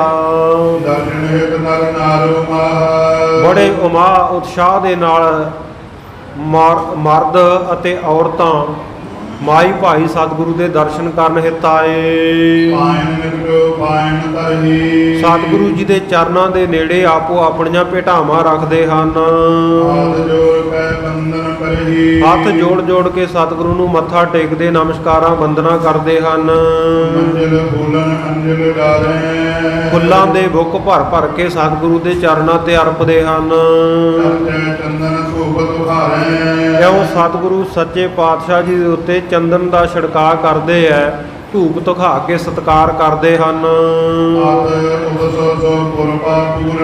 ਇਉਂ ਬਹੁਤ ਉਤਸ਼ਾਹ ਦੇ ਨਾਲ ਸਾਰਾ ਨਗਰ ਭਰਿਆ ਹੋਇਆ ਹੈ। ਸਤਿਗੁਰੂ ਗੁਰੂ ਨਾਨਕ ਦੇਵ ਮਹਾਰਾਜ ਜੀ ਦੀ ਮਹਿਮਾ ਕੀਰਤੀ ਜਿਹੜੀ ਬੜੀ ਪਵਿੱਤਰ ਹੈ, ਚਾਰੇ ਪਾਸੇ ਸੁੰਦਰ ਪਸਰੀ ਹੋਈ ਹੈ। ਉਸ ਵੇਲੇ ਰਾਜੇ ਸ਼ਿਵਨਾਭ ਨੇ ਆਪਣੀ ਘਰਵਾਲੀ ਰਾਣੀ ਚੰਦਰ ਕਲਾ ਨੂੰ ਨਾਲ ਲਿਆ ਤੇ ਰਾਜਾ ਬੜੇ ਉਮੰਗ ਦੇ ਸਹਿਤ, ਉਤਸ਼ਾਹ ਦੇ ਸਹਿਤ ਸਤਿਗੁਰੂ ਪਾਤਸ਼ਾਹ ਜੀ ਦੇ ਕੋਲ ਪਹੁੰਚਿਆ। ਇਉਂ ਸਤਿਗੁਰੂ ਸੱਚੇ ਪਾਤਸ਼ਾਹ ਜੀ ਦੇ 16 ਪ੍ਰਕਾਰ ਕਰਕੇ ਸਾਧ ਸੰਗਤ ਜੀ ਪੂਜਾ ਕੀਤੀ ਰਾਜੇ ਨੇ। ਕੰਚਨ ਦਾ ਥਾਲ, ਸੋਨੇ ਦਾ ਥਾਲ ਹੱਥ ਦੇ ਵਿੱਚ ਧਾਰਨ ਕੀਤਾ, ਫੜਿਆ।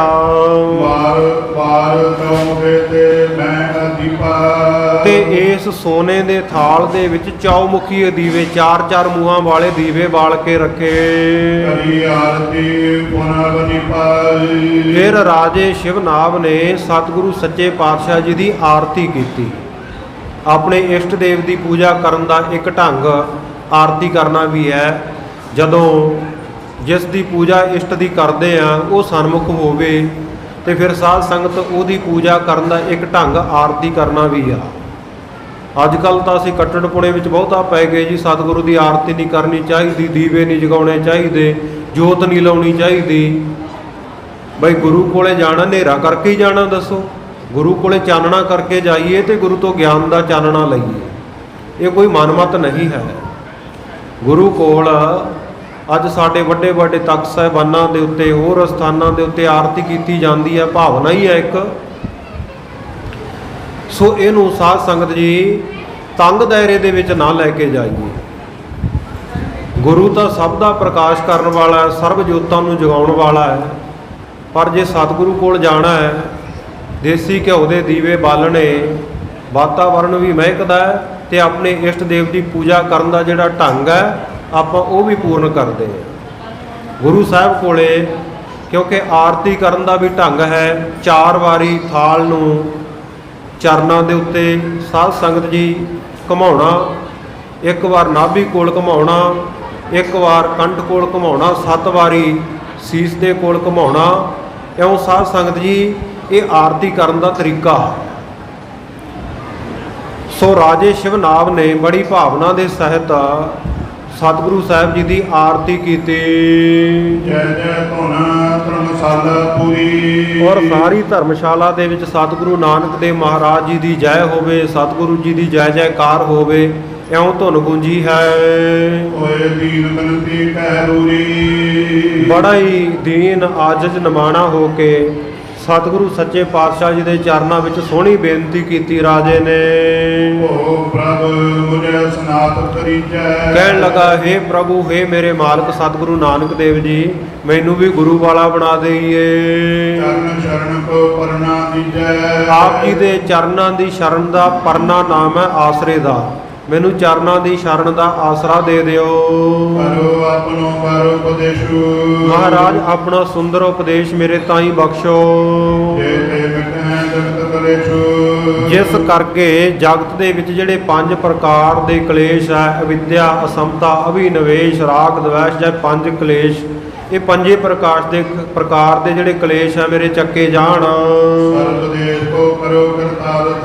ਤੇ ਮਹਾਰਾਜ ਇਕੱਲੇ ਮੈਨੂੰ ਨਹੀਂ, ਮੇਰੇ ਸਾਰੇ ਇਲਾਕੇ ਨੂੰ, ਮੇਰੇ ਸਾਰੇ ਰਾਜ ਨੂੰ ਕਿਰਤਾਰਥ ਕਰ ਦਿਓ। ਕਿਰਤ ਕਿਰਤ ਨਿਹਾਲ ਕਰੋ।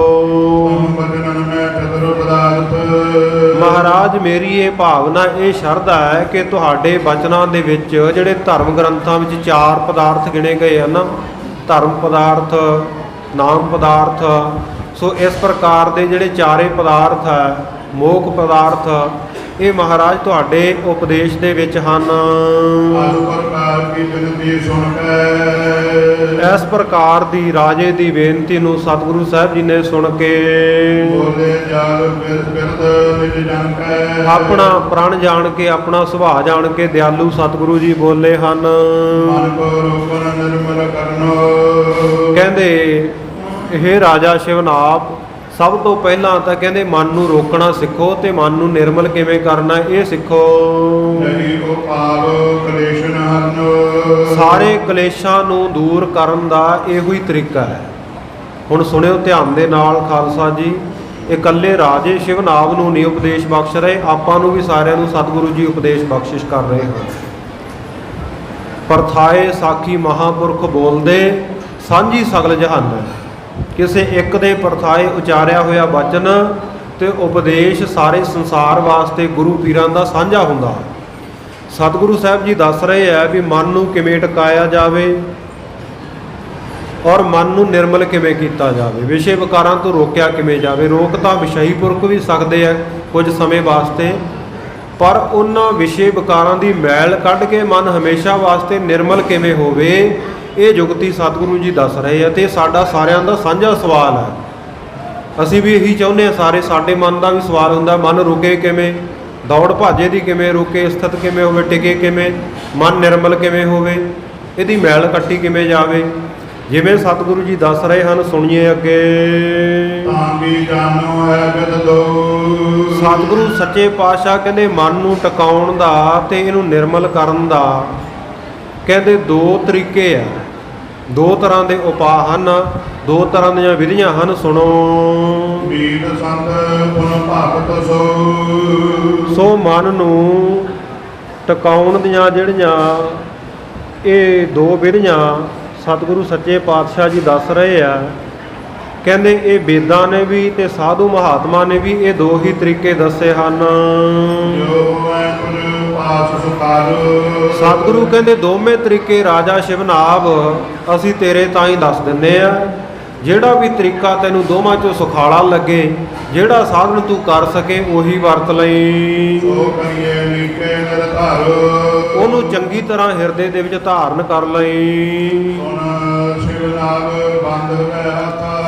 ਰਾਜੇ ਸ਼ਿਵਨਾਭ ਨੇ ਜਦੋਂ ਸਤਿਗੁਰੂ ਸਾਹਿਬ ਜੀ ਦਾ ਵਚਨ ਸੁਣਿਆ ਦੋਵੇਂ ਹੱਥ ਜੋੜੇ। ਸਤਿਗੁਰੂ ਜੀ ਦੇ ਕਮਲਾਂ ਵਰਗੇ ਚਰਨਾਂ ਉੱਤੇ ਮੱਥਾ ਰੱਖਿਆ। ਮਹਾਰਾਜ ਸੱਚੇ ਪਾਤਸ਼ਾਹ ਜਿਹੜੇ ਤੁਸੀਂ ਦੋ ਤਰੀਕੇ ਦੋ ਉਪਾਅ ਦੋ ਸਾਧਨ ਕਹੇ ਹਨ,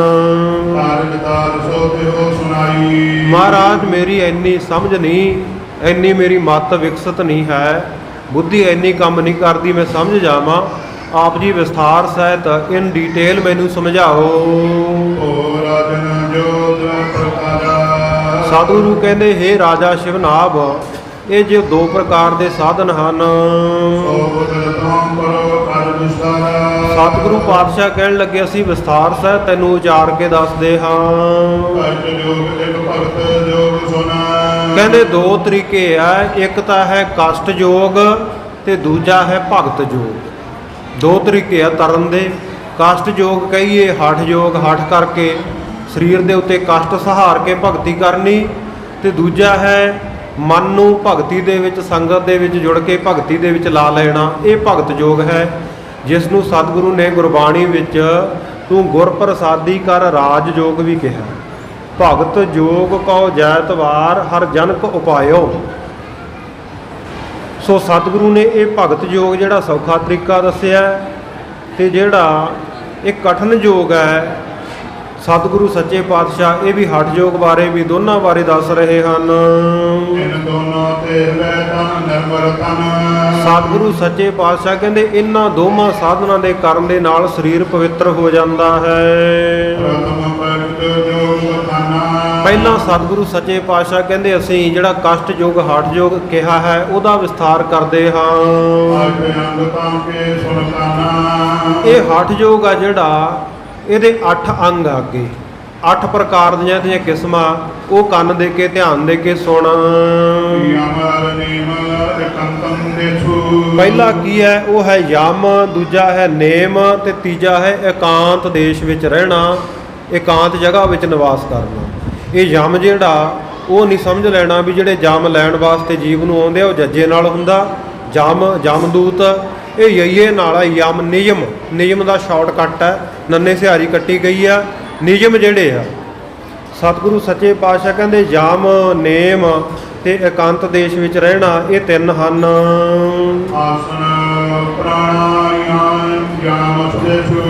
ਫਿਰ ਆਸਣ ਲਾਉਣਾ, ਆਸਣ ਕਿਵੇਂ ਲਾਉਣਾ ਇਹ ਅੱਗੇ ਸਤਿਗੁਰੂ ਜੀ ਦੱਸਣਗੇ, ਕਿਉਂਕਿ ਆਸਣ ਲਾ ਕੇ ਆਪਾਂ ਬਹਿੰਦੇ ਆ ਨਾ, ਸਤਸੰਗ ਵਿੱਚ ਵੀ ਆਸਣ ਲਾ ਕੇ ਬੈਠਣਾ, ਚੌਂਕੜਾ ਮਾਰ ਕੇ ਰੀੜ੍ਹ ਦੀ ਹੱਡੀ ਨੂੰ ਸਿੱਧਿਆਂ ਕਰਕੇ ਬੈਠਣਾ।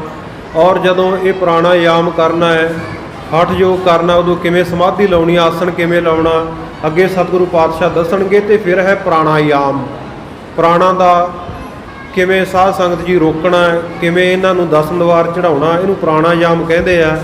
ਸੋ ਅੰਗਾਂ ਦੇ ਸਹਿਤ ਜਿਹੜਾ ਪ੍ਰਾਣਾਯਾਮ ਕਰਨਾ ਹੈ।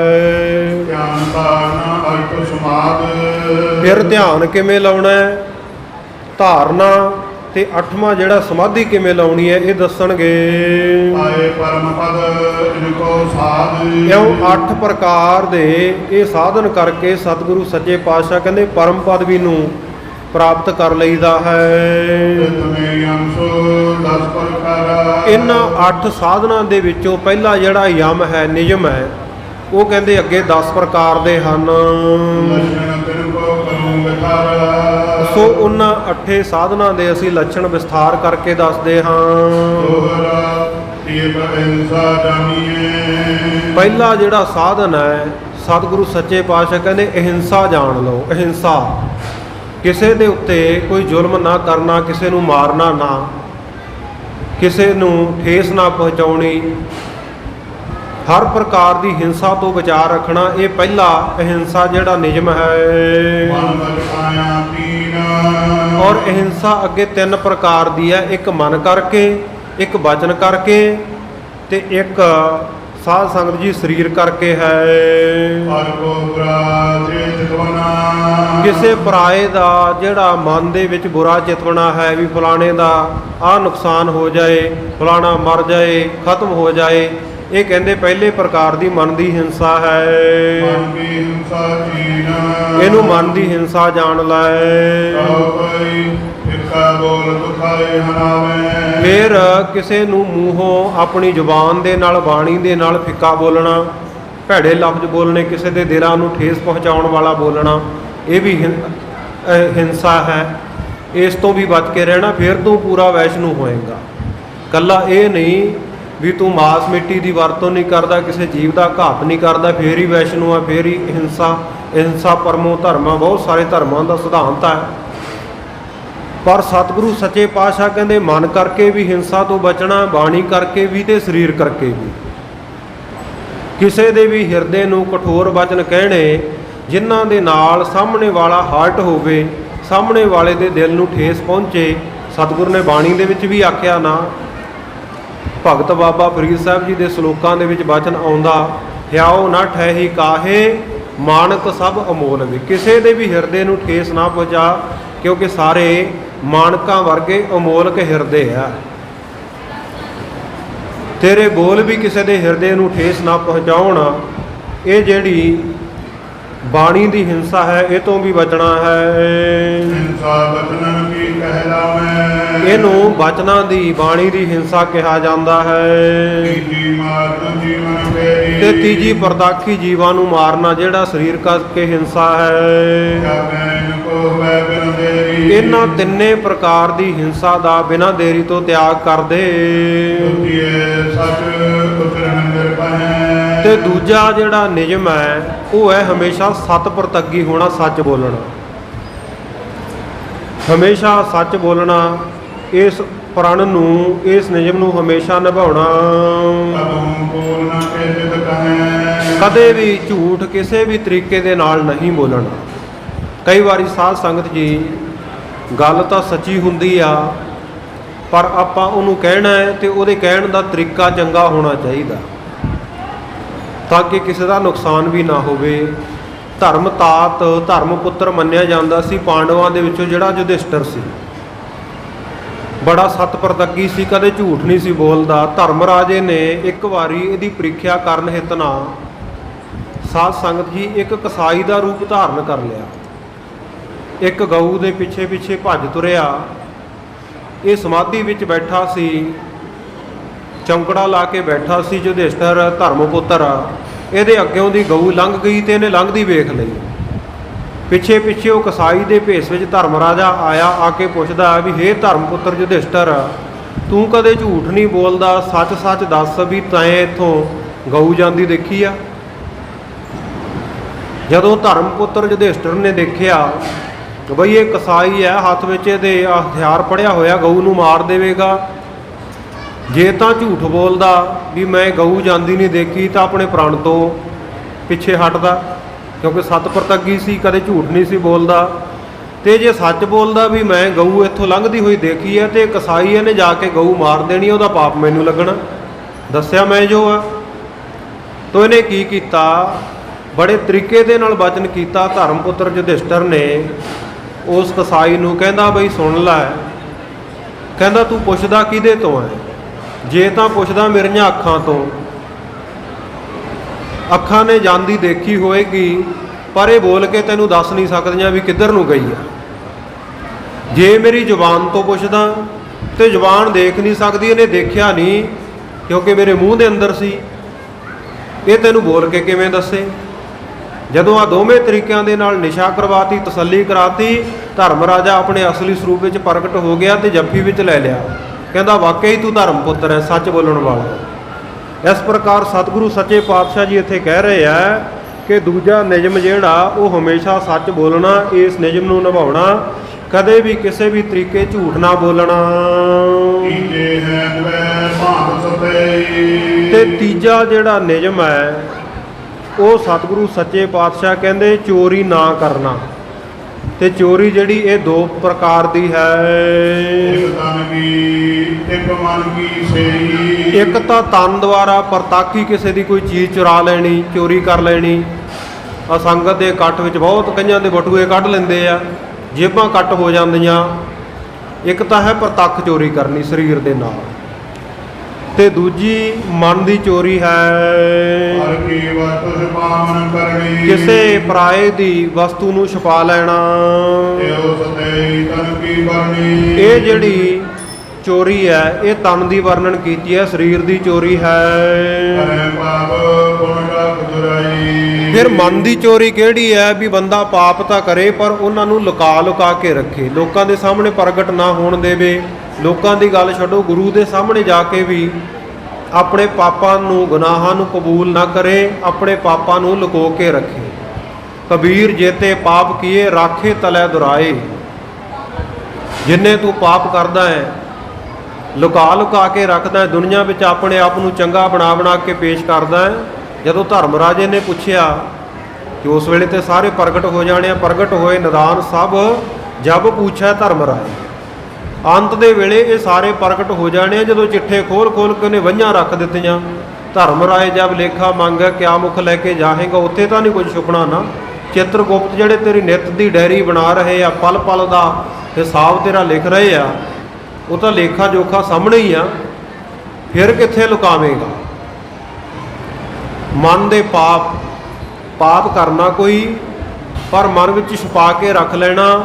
ਪੰਜਾਂ ਪਿਆਰਿਆਂ ਦੇ ਸਾਹਮਣੇ ਜਾ ਕੇ ਵੀ ਮਨ ਦੀ ਗੱਲ ਨਾ ਦੱਸਣੀ ਵੀ ਗੁਰੂ ਰੂਪ ਪੰਜ ਪਿਆਰੇ ਸਾਹਿਬਾਨ ਜੀਓ ਮੇਰੇ ਤੋਂ ਆਹ ਗਲਤੀ ਹੋਈ ਆ, ਉਹ ਗਲਤੀ ਨੂੰ ਲੁਕਾ ਕੇ ਰੱਖਣਾ। ਇਸ ਤਰ੍ਹਾਂ ਮਨ ਦੇ ਪਾਪਾਂ ਨੂੰ ਛੁਪਾਉਣਾ, ਇਹ ਮਨ ਦੀ ਚੋਰੀ ਹੈ। ਇਹ ਮਨ ਕੀ ਚੋਰੀ ਕਹਿਲਾਈ। ਇਹ ਮਨ ਦੀ ਚੋਰੀ ਕਹਾਉਂਦੀ ਹੈ।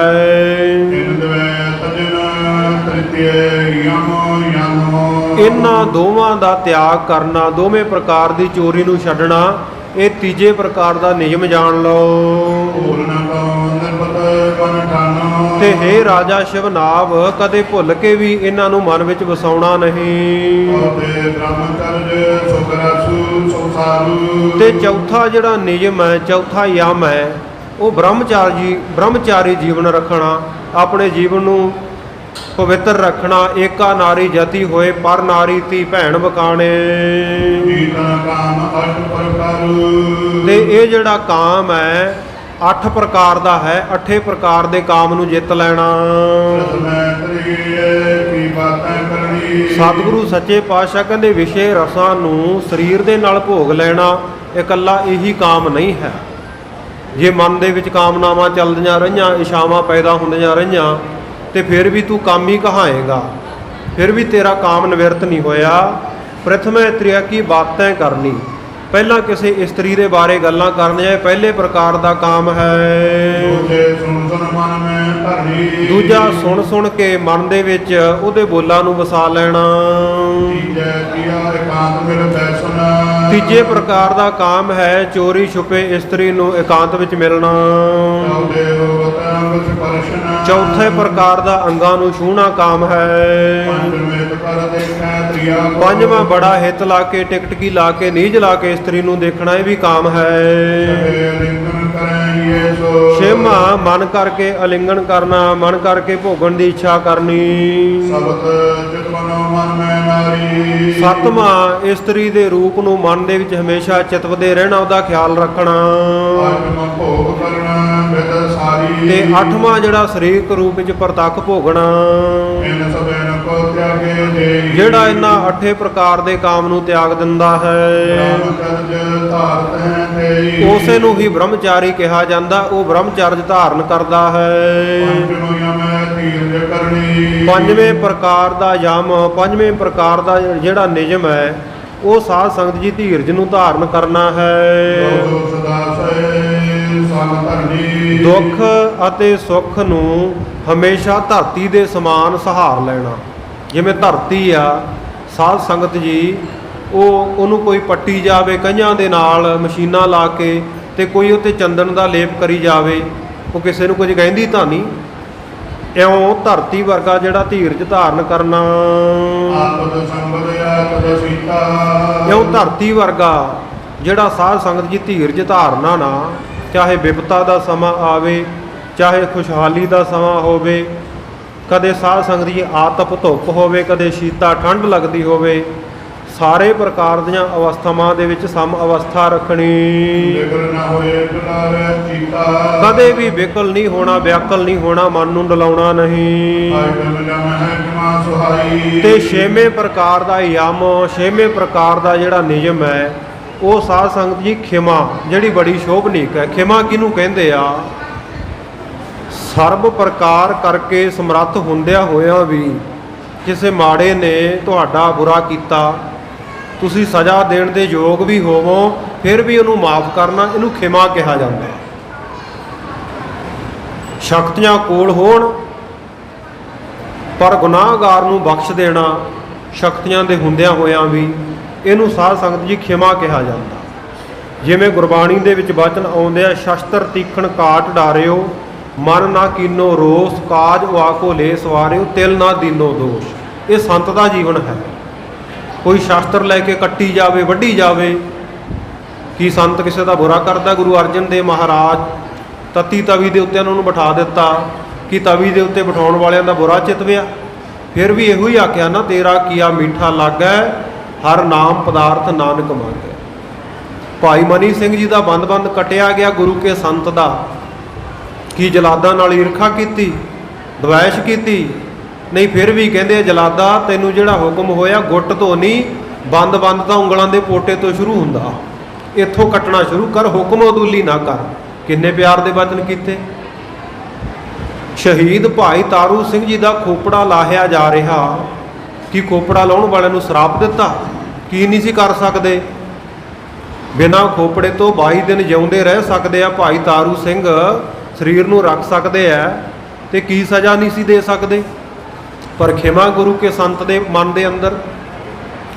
ਭਾਈ ਮਤੀ ਦਾਸ ਦਾ ਤਨ ਆਰੇ ਨਾਲ ਚੀਰ ਦਿੱਤਾ ਗਿਆ, ਫਿਰ ਵੀ ਜਲਾਦ ਨੂੰ ਕਹਿੰਦੇ ਆ, ਜਲਾਦਾ ਆਰੇ ਦਾ ਚੀਰ ਨਾ ਮੇਰੇ ਸਰੀਰ ਵਿੱਚ ਕਿਤੇ ਟੇਢਾ ਨਾ ਹੋ ਜਾਏ। ਬਾਅਦ ਵਿੱਚ ਦੁਨੀਆ ਨੇ, ਸੰਗਤਾਂ ਨੇ ਸਰੀਰ ਦੇਖਣਾ, ਲੋਕਾਂ ਦੇ ਵਿੱਚ ਕਿਤੇ ਇਹ ਭ੍ਰਾਂਤੀ ਨਾ ਪੈਦਾ ਹੋ ਜਾਏ, ਭੁਲੇਖਾ ਨਾ ਪੈਦਾ ਹੋ ਜਾਏ, ਗੁਰੂ ਕਾ ਸਿੱਖ ਸਿਦਕੋਂ ਡੋਲ ਗਿਆ ਹੋਣਾ, ਜਿਸ ਕਰਕੇ ਹਿਲਦਾ ਰਿਹਾ ਤੇ ਚੀਰ ਟੇਢਾ ਹੋ ਗਿਆ। ਦੇਖੋ ਗੁਰੂ ਕੇ ਸੰਤ ਦਾ ਜੀਵਨ। ਗੁਰਬਾਣੀ ਕਹਿੰਦੀ ਆ, ਸ਼ਸਤਰ ਤੀਖਣ ਕਾਟ ਡਾਰਿਓ, ਮਨ ਨਾ ਕੀਨੋ ਰੋਸ, ਕਾਜ ਵਾਕੋ ਲੈ ਸਵਾਰਿਓ, ਤਿਲ ਨਾ ਦੀਨੋ ਦੋਸ਼। ਮਨ ਮੇਰੇ RAM ਰੋ ਨਿਤਨੀਤ, ਦਇਆਲ ਦੇਵ ਕਿਰਪਾਲ ਗੋਬਿੰਦ, ਸੁਨ ਸੰਤਨਾ ਕੀ ਰੀਤ। ਇਹ ਸੰਤਾਂ ਦੀ ਰੀਤੀ ਹੈ, ਸੰਤਾਂ ਦਾ ਸੁਭਾਅ ਹੈ। ਇੱਕ ਨਾ ਸਾਧ ਸੰਗਤ ਜੀ ਮਹਾਂਪੁਰਖ ਸਨ, ਬਹੁਤ ਵਿਦਵਾਨ, ਤੇ ਇੱਕ ਸਿੱਧੇ ਸਾਦੇ ਜਿਹੇ ਜ਼ਿਮੀਂਦਾਰ ਦੇ ਮਨ ਦੇ ਵਿੱਚ ਆਇਆ, ਬਈ ਮੈਂ ਆਪਣੇ ਬੱਚੇ ਨੂੰ ਮਹਾਂਪੁਰਖਾਂ ਦੇ ਕੋਲ ਪੜ੍ਹਨੇ ਪਾ ਦਿਆਂ, ਕਿਉਂਕਿ ਪੁਰਾਣੇ ਸਮੇਂ ਵਿੱਚ ਸਾਧਨ ਇਹੀ ਹੁੰਦੇ ਸੀ। ਆ ਸਕੂਲ, ਕਾਲਜ, ਯੂਨੀਵਰਸਿਟੀਆਂ ਨਹੀਂ ਸਨ ਹੁੰਦੇ। ਈਸਾਈਆਂ ਨੂੰ ਪੁੱਛੋ, ਕਹਿੰਦੇ ਜੀ ਸਾਡੇ ਚਰਚ ਦੇ ਵਿੱਚ ਪਾਦਰੀਆਂ ਕੋਲ ਬੱਚੇ ਪੜ੍ਹਦੇ ਸਨ, ਮੁਸਲਮਾਨਾਂ ਦੇ ਮਦਰਸਿਆਂ ਵਿੱਚ ਕਾਜ਼ੀਆਂ ਦੇ ਕੋਲ ਵਿੱਦਿਆ ਪ੍ਰਾਪਤ ਹੁੰਦੀ, ਬ੍ਰਾਹਮਣ ਜਿਹੜੇ ਆਪਣੇ ਮੰਦਰਾਂ ਦੇ ਵਿੱਚ, ਦੇਵ ਦਿਵਾਲਿਆਂ ਵਿੱਚ ਵਿੱਦਿਆ ਦਿੰਦੇ, ਤੇ ਸਾਡੇ ਆ ਗੁਰੂ ਨਾਨਕ ਦੇ ਘਰ ਵਿੱਚ ਸਿੱਖੀ ਦੇ ਵਿੱਚ ਰੀਤੀ ਸੀ ਵੀ ਉਦਾਸੀ ਨਿਰਮਲੇ ਸਾਧੂ ਮਹਾਤਮਾ ਦੇ ਡੇਰੇ ਹੁੰਦੇ, ਉੱਥੇ ਸਾਡੇ ਵੱਡੇ ਵਡੇਰੇ ਬਜ਼ੁਰਗ ਪੜ੍ਹਨ ਜਾਇਆ ਕਰਦੇ। ਤੇ ਉਸ ਜ਼ਮਾਨੇ ਚੰਗੇ ਸੀ, ਉਦੋਂ ਸਾਧੂ ਮਹਾਤਮਾ ਜਾਂ ਤਾਂ ਬਹੁਤ ਵਿਦਵਾਨ ਹੁੰਦੇ, ਜਾਂ ਹਿਕਮਤ ਦੇ ਮਾਹਰ, ਦਵਾਈ ਦਵਾ ਬੂਟੀਆਂ ਕਰਦੇ ਹੋ। ਅੱਜ ਵਾਂਗੂ ਨਹੀਂ ਸੀ, ਸੁਲਫਾ ਪੀਣੇ ਨਹੀਂ ਸੀ ਡੇਰਿਆਂ ਵਿੱਚ ਬੈਠੇ। ਚੰਗਾ ਉਪਦੇਸ਼ ਉਹਨਾਂ ਨੇ ਗੁਰੂ ਕੀਆਂ ਸੰਗਤਾਂ ਨੂੰ ਦੇਣਾ, ਵਿਦਿਆ ਪੜ੍ਹਾਉਣੀ।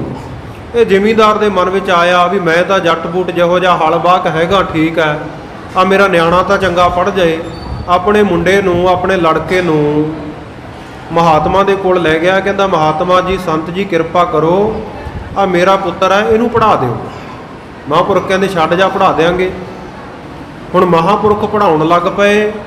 ਮਹਾਂਪੁਰਖਾਂ ਨੇ ਵੇਖਿਆ ਵੀ ਤੀਖਣ ਬੁੱਧੀ ਆ, ਵਿਦਿਆ ਦਾ ਅਧਿਕਾਰੀ ਹੈ, ਕਿਉਂਕਿ ਅਧਿਕਾਰੀ ਅਣਅਧਿਕਾਰੀ ਦੇਖ ਕੇ ਵਿਦਿਆ ਦਾ ਦਾਨ ਦੇਣ ਦਾ ਵੀ ਵਿਦਵਾਨਾਂ ਨੂੰ ਧਰਮ ਗ੍ਰੰਥਾਂ ਦੇ ਵਿੱਚ ਹੁਕਮ ਹੈ। ਧਰਮ ਗ੍ਰੰਥਾਂ ਵਿੱਚ ਵਚਨ ਆਉਂਦੇ ਹੈ ਕਿ ਜਿਹੜਾ ਇਹ ਧਰਮ ਦਾ, ਵੇਦਾਂ ਦਾ, ਧਾਰਮਿਕ ਪੁਸਤਕਾਂ ਦਾ ਗਿਆਨ ਹੈ, ਇਹ ਵੇਦ ਕੋ ਗਿਆਨ ਸੋ ਜਾਣਨ ਤੇ ਅਭਿਮਾਨ ਮਦਾਦ ਅਹੰਕਾਰ ਵਿਨਾਸ਼ੇ। ਇਹ ਧਰਮ ਗ੍ਰੰਥਾਂ ਦਾ ਗਿਆਨ ਪ੍ਰਾਪਤ ਕਰਨ ਦੇ ਨਾਲ ਜਿਹੜੇ ਵਿਸ਼ੇ ਵਿਕਾਰ ਕਾਮ ਕ੍ਰੋਧ ਲੋਭ ਮੋਹ ਹੰਕਾਰ ਇਹਨਾਂ ਦਾ ਵਿਨਾਸ਼ ਹੋ ਜਾਂਦਾ ਹੈ। ਪਰ ਕਹਿੰਦੇ ਅਣਅਧਿਕਾਰੀ ਵਿਦਿਆ ਪ੍ਰਾਪਤ ਕਰ ਜਾਏ ਪੁਨ ਕੇਚਨ ਨੀਚਨ ਕੋ ਬਹੁ ਬੋਧ ਅਹੰਕਾਰ ਮਦਾਦ ਵਿਕਾਰ ਨਿਵਾਸੇ। ਪਹਿਲੀ ਪੰਕਤੀ ਵਿੱਚ ਵਿਨਾਸ਼ੇ ਹੈ, ਦੂਜੀ ਵਿੱਚ ਨਿਵਾਸੇ। ਇਹ ਫਿਰ ਨਿਵਾਸ ਕਰ ਲੈਂਦੇ ਆ ਜੇ ਅਣਅਧਿਕਾਰੀ ਜਿਹੜਾ ਬੰਦਾ ਹੋਵੇ ਉਹਨੂੰ ਵਿਦਿਆ ਦੀ ਪ੍ਰਾਪਤੀ ਹੋ ਜਾਵੇ।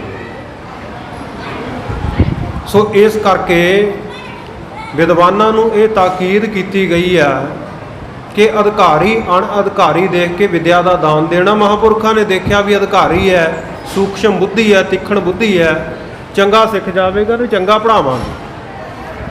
4-5 ਮਹੀਨੇ ਹੋਏ ਮਹਾਂਪੁਰਖ ਕੋਲੇ ਰਹਿੰਦਿਆਂ ਨੂੰ, ਉਹ ਬੱਚੇ ਨੂੰ ਚੰਗੀ ਵਿਦਿਆ ਪੜ੍ਹਨ ਲੱਗ ਪਿਆ। ਐਨੇ ਨੂੰ ਕਿਸੇ ਗੁਆਂਢੀ ਨੇ ਪੁੱਛਿਆ ਵੀ ਤੇਰਾ ਲੜਕਾ ਕਿੱਥੇ ਆ। ਹੁਣ ਗੁਆਂਢੀ ਤੇ ਕਦੋਂ ਰਾਜੀ ਹੁੰਦਾ ਵੀ ਇਹਨਾਂ ਦਾ ਮੁੰਡਾ ਪੜ੍ਹ ਲਿਖ ਕੇ ਕਿਸੇ ਉੱਚ ਵਿਦਿਆ ਤੇ ਚਲਿਆ ਜਾਵੇ, ਵੱਡੇ ਅਹੁਦੇ ਨੂੰ ਪ੍ਰਾਪਤ ਕਰੇ। ਉਹਨੇ ਜੱਟ ਦੇ ਕੰਨ ਵਿੱਚ ਫੂਕ ਮਾਰ ਦਿੱਤੀ, ਕਹਿੰਦਾ ਵੀ ਦੇਖ ਤੇਰੇ ਦੱਸਣ ਮੁਤਾਬਕ ਤੂੰ ਸਾਧ ਕੋਲੇ ਆਪਣੇ ਮੁੰਡੇ ਨੂੰ ਛੱਡਦਾ ਆਇਆ, ਪਰ ਇਹ ਸਾਧੂ ਸੰਤ ਇਹੋ ਜਿਹੇ ਹੁੰਦੇ ਆ ਵੀ ਤੇਰਾ ਮੁੰਡਾ ਤੇਰੇ ਹੱਥੋਂ ਜਾਂਦਾ ਰਹਿਣਾ, ਲੈ ਕੇ ਉਹ ਕਾਸ਼ੀ ਬਨਾਰਸ ਵੱਲ ਉਹਨਾਂ ਨੇ ਨਿਕਲ ਜਾਣਾ, ਮੁੰਡਾ ਨਹੀਂ ਤੇਰਾ ਹੱਥ ਵਿੱਚ ਆਉਣਾ, ਸਾਧ ਬਣਾ ਦੇਣਾ। ਉਹ ਸਿੱਧਾ ਸਾਦਾ ਬੰਦਾ ਸੀ, ਗੱਲ ਜੱਜ ਗਈ। ਕਹਿੰਦਾ ਗੱਲ ਤਾਂ ਠੀਕ ਹੈ, ਕਹਿੰਦਾ ਜਿਵੇਂ ਕਿਵੇਂ ਵੀ ਹੋਵੇ ਹਲੇ ਸਮਾਂ ਹੈਗਾ ਤੇ ਸੰਤ ਆਪਣੇ ਨੇੜੇ ਡੇਰੇ 'ਚ ਰਹਿੰਦੇ ਆ, ਪਤਾ ਨਹੀਂ ਇਹਨਾਂ ਦਾ ਕੀ ਪਤਾ ਹੁੰਦਾ ਵੀ ਕਿੱਧਰ ਨੂੰ ਮੂੰਹ ਹੋ ਜੇ, ਉੱਠ ਕੇ ਤੁਰ ਪੈਣ ਰਮ ਤੇ ਜੋਗੀਆਂ ਦਾ। ਪੱਲੇ ਖਰਚ ਨਾ ਬਣਦੇ ਕਦੇ ਪੰਛੀ ਤੇ ਦਰਵੇਸ਼। ਸੋ ਇਹਨਾਂ ਦਾ ਪਤਾ ਨਹੀਂ ਹੁੰਦਾ ਵੀ ਇਹਨਾਂ ਨੇ ਕਿਹੜਾ ਕੁਝ ਨਾਲ ਲੈ ਕੇ ਜਾਣਾ ਹੈ, ਵੀ ਤੇਰੇ ਲੜਕੇ ਨੂੰ ਨਾਲ ਲੈ ਕੇ ਪਤਾ ਨਹੀਂ ਕਿੱਧਰ ਨੂੰ ਨਿਕਲ ਜਾਣ। ਜੇ ਚੰਗੀ ਚਾਹੁੰਦਾ ਤੇ ਆਪਣੇ ਮੁੰਡੇ ਨੂੰ ਘਰ ਲੈ ਆ। ਉਹ ਚੱਕਿਆ ਚਕਾਇਆ ਗਿਆ, ਕਹਿੰਦਾ ਮਹਾਂਪੁਰਖੋ ਵੀ ਜਿੰਨੀ ਕੁ ਵਿਦਿਆ ਮੇਰਾ ਲੜਕਾ ਪੜ੍ਹ ਗਿਆ ਨਾ ਇੰਨੀ ਬਹੁਤ ਹੈ। ਹੁਣ ਘਰ ਦੇ ਕੰਮਕਾਰ ਦੇ ਵਿੱਚ ਮੇਰਾ ਹੱਥ ਵਟਾਊਗਾ, ਖੇਤ ਦਾ ਕੰਮਕਾਰ ਬਹੁਤ ਹੈ, ਸਰਦਾ ਨਹੀਂ, ਤੇ ਇਹਨੂੰ ਮੇਰੇ ਨਾਲ ਭੇਜ ਦਿਓ। ਮਹਾਂਪੁਰਖਾਂ ਦੇ ਮਨ ਵਿੱਚ ਹੈ ਵੀ ਬੱਚਾ ਜਿਹੜਾ ਚੰਗਾ ਹੋਣਹਾਰ ਹੈ ਇਹਨੂੰ ਪੜ੍ਹਾ ਦਈਏ ਤੇ ਇਹਨੂੰ ਨਾਲ ਜਾਵੇ। ਮਹਾਂਪੁਰਖ ਵਾਰ-ਵਾਰ ਰੋਕਦੇ ਆ ਪਰ ਉਹ ਜਿੱਦ ਕਰਦਾ ਜੀ ਨਹੀਂ, ਘਰੇ ਸਰਦਾ ਨਹੀਂ ਹੈਗਾ। ਮਹਾਂਪੁਰਖ ਕਹਿੰਦੇ ਵੀ ਜੇ ਤੇਰਾ ਅਸੀਂ ਸਾਰ ਦਈਏ ਸੌਖਾ ਹੀ। ਕਹਿੰਦਾ ਜੀ ਦੱਸੋ। ਮਹਾਂਪੁਰਖਾਂ ਨੇ 500 ਰੁਪਈਆ ਦੇ ਦਿੱਤਾ, ਕਹਿੰਦੇ ਲੈ ਵੀ 1 ਸਾਲ ਵਾਸਤੇ ਕਾਮਾ ਰੱਖ ਲੈ ਜਾਂ ਮੁੰਡੇ ਨੂੰ ਆਪਣੇ ਲੜਕੇ ਨੂੰ 1 ਸਾਲ ਵਾਸਤੇ ਮੇਰੇ ਕੋਲੇ ਛੱਡ ਜਾ, 1 ਸਾਲ ਵਿੱਚ ਮੈਂ ਇਹਨੂੰ ਵਿਦਿਆ ਪੜ੍ਹਾ ਕੇ ਇਹਨੂੰ ਪੁੰਨ ਕਰ ਦੇਣਾ। ਮਹਾਂਪੁਰਖਾਂ ਦੇ ਮਨ ਵਿੱਚ ਆ ਵੀ ਵਿਦਵਾਨ ਬਣੇ, ਚੰਗਾ ਅੱਗੇ ਦੇਸ਼ ਕੌਮ ਧਰਮ ਦੀ ਸੇਵਾ ਕਰੇ, ਸੰਗਤਾਂ ਨੂੰ ਰੱਬ ਦੇ ਨਾਲ ਜੋੜੇ। ਤੇ ਹੁਣ ਮਹਾਂਪੁਰਖ ਜਦੋਂ 500 ਰੁਪਈਆ ਦੇਣ ਲੱਗੇ, ਸਾਧੂ ਮਹਾਤਮਾ ਤੋਂ ਕੌਣ ਲੈਂਦਾ ਹੁੰਦਾ ਛੇਤੀ ਕੀਤੇ। ਉਹਨੇ ਨਾ ਨੁੱਕਰ ਕੀਤੀ, ਨਹੀਂ ਮਹਾਂਪੁਰਖੋ ਮੈਂ ਨਹੀਂ ਲੈਣਾ, ਮੈਂ ਪੈਸੇ ਵਾਸਤੇ ਨਹੀਂ ਆਇਆ, ਮੇਰੇ ਨਾਲ ਤਾਂ ਮੇਰਾ ਲੜਕਾ ਹੀ ਭੇਜੋ। ਮਹਾਂਪੁਰਖ ਕਹਿੰਦੇ ਵੀ ਨਹੀਂ, ਇਹਦੀ ਚੰਗੀ ਬੁੱਧੀ ਹੈ, ਪੜ੍ਹ ਜਾਏਗਾ ਤੇ ਇਹਨੂੰ ਛੱਡ ਜਾ। ਆਖਰਕਾਰ ਮਹਾਂਪੁਰਖਾਂ ਤੋਂ 500 ਰੁਪਈਆ ਲੈ ਕੇ ਆ ਗਿਆ। ਉਹ ਜਾਂਦੇ ਹੀ ਫਿਰ ਦੂਜਾ ਬੇਲੀ ਮਿਲ ਪਿਆ, ਕਹਿੰਦਾ ਵੀ ਕਿਵੇਂ ਇਕੱਲਾ ਹੀ ਤੁਰਿਆ ਉਹਨਾਂ, ਮੁੰਡਾ ਕਿੱਥੇ ਛੱਡ ਆਇਆ, ਲੈ ਕੇ ਨਹੀਂ ਆਇਆ ਨਾਲ। ਕਿ ਸਾਰੀ ਗੱਲ ਦੱਸ ਦਿੱਤੀ ਵੀ ਕਹਿੰਦਾ ਮਹਾਂਪੁਰਖਾਂ ਨੇ ਮੈਨੂੰ ਇਉਂ ਟਾਲ ਦਿੱਤਾ, 500 ਰੁਪਈਆ ਦੇ ਦਿੱਤਾ, ਕਹਿੰਦੇ ਕਾਮਾ ਰੱਖ ਲਾ। ਮੈਂ ਆਹ ਬਹਾਨਾ ਕੀਤਾ ਸੀ ਵੀ ਸਰਦਾ ਨਹੀਂ। ਤੇ ਹੁਣ ਜਿਹੜੇ ਛਾਤਰ ਬੰਦੇ ਹੁੰਦੇ ਆ ਉਹਨਾਂ ਦੇ ਦਿਮਾਗ ਦੇ ਵਿੱਚ ਮਨ ਹਰਾਮੀ ਹੁਜਤਾਂ ਢੇਰ, ਪੁੱਠੀਆਂ ਸਕੀਮਾਂ ਬਹੁਤ ਆਉਂਦੀਆਂ, ਚੰਗਾ ਭਾਵੇਂ ਕਰਨ ਨਾ ਕਰਨ। ਕਹਿੰਦਾ ਵੀ ਜੇ ਤੈਨੂੰ ਇੱਕ ਤਰੀਕਾ ਦੱਸਦੇ ਆ, ਕਹਿੰਦਾ ਦੱਸ। ਕਹਿੰਦਾ ਤੇਰਾ ਮੁੰਡਾ ਵੀ ਘਰ ਆ ਜੂ ਤੇ ਸੰਤ ਦਾ ਵੀ ਕੰਮ ਨਿਬੇੜ ਦਿਆਂਗੇ, ਨਾ ਦੁਬਾਰੇ ਇਹਦੇ ਕੋਲੇ ਜਾਣਾ ਪਵੇ ਨਾ ਤੇਰੇ ਕੋਲੇ ਆਵੇ। ਤਰੀਕਾ ਕੀ ਦੱਸਿਆ? ਕਹਿੰਦਾ ਵੀ ਜਿਹੜਾ 500 ਰੁਪਈਆ ਸੰਤ ਨੇ ਦਿੱਤਾ ਨਾ, ਇਹ ਆਪਾਂ ਕਿਸੇ ਨੂੰ ਫਰੌਤੀ ਦੇ ਕੇ ਤੇ ਸੰਤ ਦਾ ਕੰਮ ਹੀ ਤਮਾਮ ਕਰਵਾ ਦਈਏ, ਮਰਵਾ ਦਿੰਦੇ ਆ, ਸਾਧੂ ਨੂੰ ਵੱਢ ਸੁੱਟਦੇ ਆ। ਕਹਿੰਦਾ ਇਉਂ ਕਰ ਵੀ ਆ 500 ਰੁਪਈਆ ਮੇਰੀ ਜਾਣ ਪਛਾਣ ਵਾਲੇ ਬੰਦੇ ਹੈਗੇ ਆ ਕਤਲ ਕਰਨ ਵਾਲੇ, ਉਹਨਾਂ ਨੂੰ ਦਿੰਨੇ ਆ ਤੇ ਸਾਧੂ ਨੂੰ ਭੋਜਨ ਛਕਾਉਣ ਦੇ ਬਹਾਨੇ ਘਰੇ ਬੁਲਾ ਲਾ। ਲਓ ਜੀ, ਇਹਨੇ ਮਹਾਂਪੁਰਖਾਂ ਕੋਲੇ ਜਾ ਕੇ ਬੇਨਤੀ ਕੀਤੀ। ਕਹਿੰਦਾ ਮਹਾਂਪੁਰਖੋ ਤੁਸੀਂ ਮੇਰੇ ਪੁੱਤਰ ਨੂੰ ਪੜ੍ਹਾਉਂਦੇ ਆ, ਮੇਰੀ ਭਾਵਨਾ ਹੈ ਵੀ ਮੇਰੇ ਘਰੇ ਚਰਨ ਪਾਓ, ਪ੍ਰਸ਼ਾਦਾ ਛਕਾਉਣਾ। ਮਹਾਂਪੁਰਖ ਕਹਿੰਦੇ ਚੱਲ ਜਿਵੇਂ ਤੇਰੀ ਮਰਜ਼ੀ ਉਵੇਂ ਕਰ ਲਾ। ਸਮਾਂ ਦੇ ਦਿੱਤਾ। ਮਹਾਂਪੁਰਖ ਘਰ ਆਏ ਤੇ ਇਹਨੇ ਬੰਦੇ ਤਿਆਰ ਕਰਕੇ ਰੱਖੇ ਹੋਏ ਸੀ। ਇਹਨਾਂ ਨੇ ਘਰ ਦੇ ਵਿੱਚ ਆਏ ਸਾਧੂ ਨੂੰ ਵੱਢ ਸੁੱਟਿਆ, ਕੀਮਾ ਕਰ ਦਿੱਤਾ। ਹੁਣ ਕਤਲ ਤਾਂ ਕਰ ਦਿੱਤਾ, ਕਤਲ ਨੂੰ ਛੁਪਾਉਣਾ ਬਹੁਤ ਔਖਾ। ਕਤਲ ਕਰਨਾ ਸੌਖਾ ਹੈ ਪਰ ਉਹ ਗੁਨਾਹ ਨੂੰ ਲੁਕਾਉਣਾ ਬਹੁਤ ਔਖਾ। ਕਹਿੰਦੇ ਵੀ ਇਹਨੂੰ ਕਤਲ ਨੂੰ ਛੁਪਾਈਏ ਕਿਵੇਂ? ਕਹਿੰਦਾ ਇਹ ਵੀ ਤਰੀਕਾ ਦੱਸ ਦਿੰਨਾ। ਉਹ ਛਾਤਰ ਬੰਦਾ ਕਹਿੰਦਾ ਵੀ ਜਿਹੜਾ ਆਪਣੇ ਪਿੰਡ ਦਾ ਕਸਾਈ ਆ ਨਾ, ਬੱਕਰਿਆਂ ਦਾ ਮਾਸ ਵਗੈਰਾ ਵੱਢ ਵੱਢ ਕੇ ਵੇਚਦਾ, ਤੇ ਕਿਸੇ ਨੂੰ ਕੀ ਪਤਾ ਵੀ ਇਹ ਸਾਧੂ ਦਾ ਸਰੀਰ ਹੈ, ਵਿੱਚੇ ਹੀ ਬੱਕਰੇ ਦੇ ਮੀਟ ਦੇ ਰਲਾ ਕੇ ਤੇ ਉਹ ਮਾਸ ਦੇ ਵੇਚ ਦੂਗਾ। ਲਓ ਜੀ, ਕਸਾਈ ਨੂੰ ਵੀ ਕੁਝ ਲਾਲਚ ਦਿੱਤਾ, ਉਹ ਲੈ ਗਿਆ। ਉਹ ਕਹਿੰਦਾ ਚਲੋ ਆਪਾਂ ਨੂੰ ਤਾਂ 4 ਪੈਸੇ ਵੱਧ ਹੀ ਬਣਨੇ ਆ, ਫ੍ਰੀ ਦੇ ਵਿੱਚ ਮਿਲਦਾ ਮਾਸ, ਆਪਾਂ ਵੇਚ ਦੇਣਾ। ਸਾਰਾ ਦਿਨ ਸਾਧੂ ਦਾ ਮਾਸ ਉਹਦੀ ਦੁਕਾਨ ਦੇ ਉੱਤੇ ਵਿਕਦਾ ਰਿਹਾ। ਸ਼ਾਮ ਨੂੰ ਸਾਧ ਸੰਗਤ ਜੀ ਪਾਈਆ ਕੁ ਪੱਕਾ ਸਾਧੂ ਦਾ ਮਾਸ ਬਾਕੀ ਰਹਿ ਗਿਆ। ਇੱਕ ਪੁਲਿਸ ਵਾਲਾ ਰਾਜੇ ਦਾ ਮੁਲਾਜ਼ਮ ਉਹ ਮਾਸ ਲੈਣ ਵਾਸਤੇ ਆਇਆ ਕਸਾਈ ਕੋਲੇ। ਕਹਿੰਦਾ ਬਈ ਮੈਨੂੰ 1 ਕਿਲੋ ਮਾਸ ਚਾਹੀਦਾ। ਕਹਿੰਦਾ ਵੀ 1 ਕਿਲੋ ਤਾਂ ਨਹੀਂ ਹੈਗਾ, ਜੇ ਮੈਂ ਹੋਰ ਬੱਕਰਾ ਵੱਢਦਾ ਤੇ ਉਹ ਬਾਕੀ ਦਾ ਮਾਸ ਰਾਤੋਂ ਰਾਤ ਖਰਾਬ ਹੋ ਜਾਣਾ, ਮੇਰੇ ਕਿਸੇ ਕੰਮ ਨਹੀਂ ਆਉਣਾ। ਆਹ ਪਾਈਆ ਕਾ ਪੂਰਾ ਮਾਸ ਨਹੀਂ, ਕਿਲੋ ਮੇਰੇ ਕੋਲ ਜਿਹੜਾ ਮਾਸ ਆ ਨਾ ਇਹ ਘੱਟ ਹੈ। ਜਦੋਂ ਆਹ ਵਚਨ ਕੀਤਾ ਨਾ ਵੀ ਘੱਟ ਹੈ, ਨਾਲ ਦੀ ਨਾਲ ਸਾਧ ਸੰਗਤ ਜੀ ਉਹ ਸਾਧੂ ਦੇ ਸਰੀਰ ਦੇ ਮਾਸ ਵਿੱਚੋਂ ਆਵਾਜ਼ ਆਈ। ਕਹਿੰਦਾ ਭਲਿਆ ਲੋਕਾ ਘੱਟ ਕਾਹਨੂੰ ਕਹਿਣਾ ਹੈ, ਮਹਾਂਪੁਰਖ ਕਦੇ ਘੱਟ ਨਹੀਂ ਹੁੰਦੇ, ਮਹਾਂਪੁਰਖ ਤਾਂ ਪੂਰੇ ਹੀ ਹੁੰਦੇ ਆ।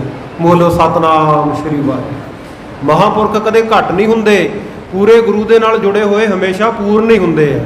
ਜਦੋਂ ਆਹ ਆਵਾਜ਼ ਆਈ ਤੇ ਉਹ ਜਿਹੜਾ ਪੁਲਿਸ ਵਾਲਾ ਸੀ ਫੌਜੀ ਖਰੀਦਣ ਆਇਆ ਮਾਸ, ਉਹ ਬੜਾ ਹੈਰਾਨ ਹੋਇਆ ਵੀ ਆਵਾਜ਼ ਕਿੱਧਰੋਂ ਆਉਂਦੀ ਆ,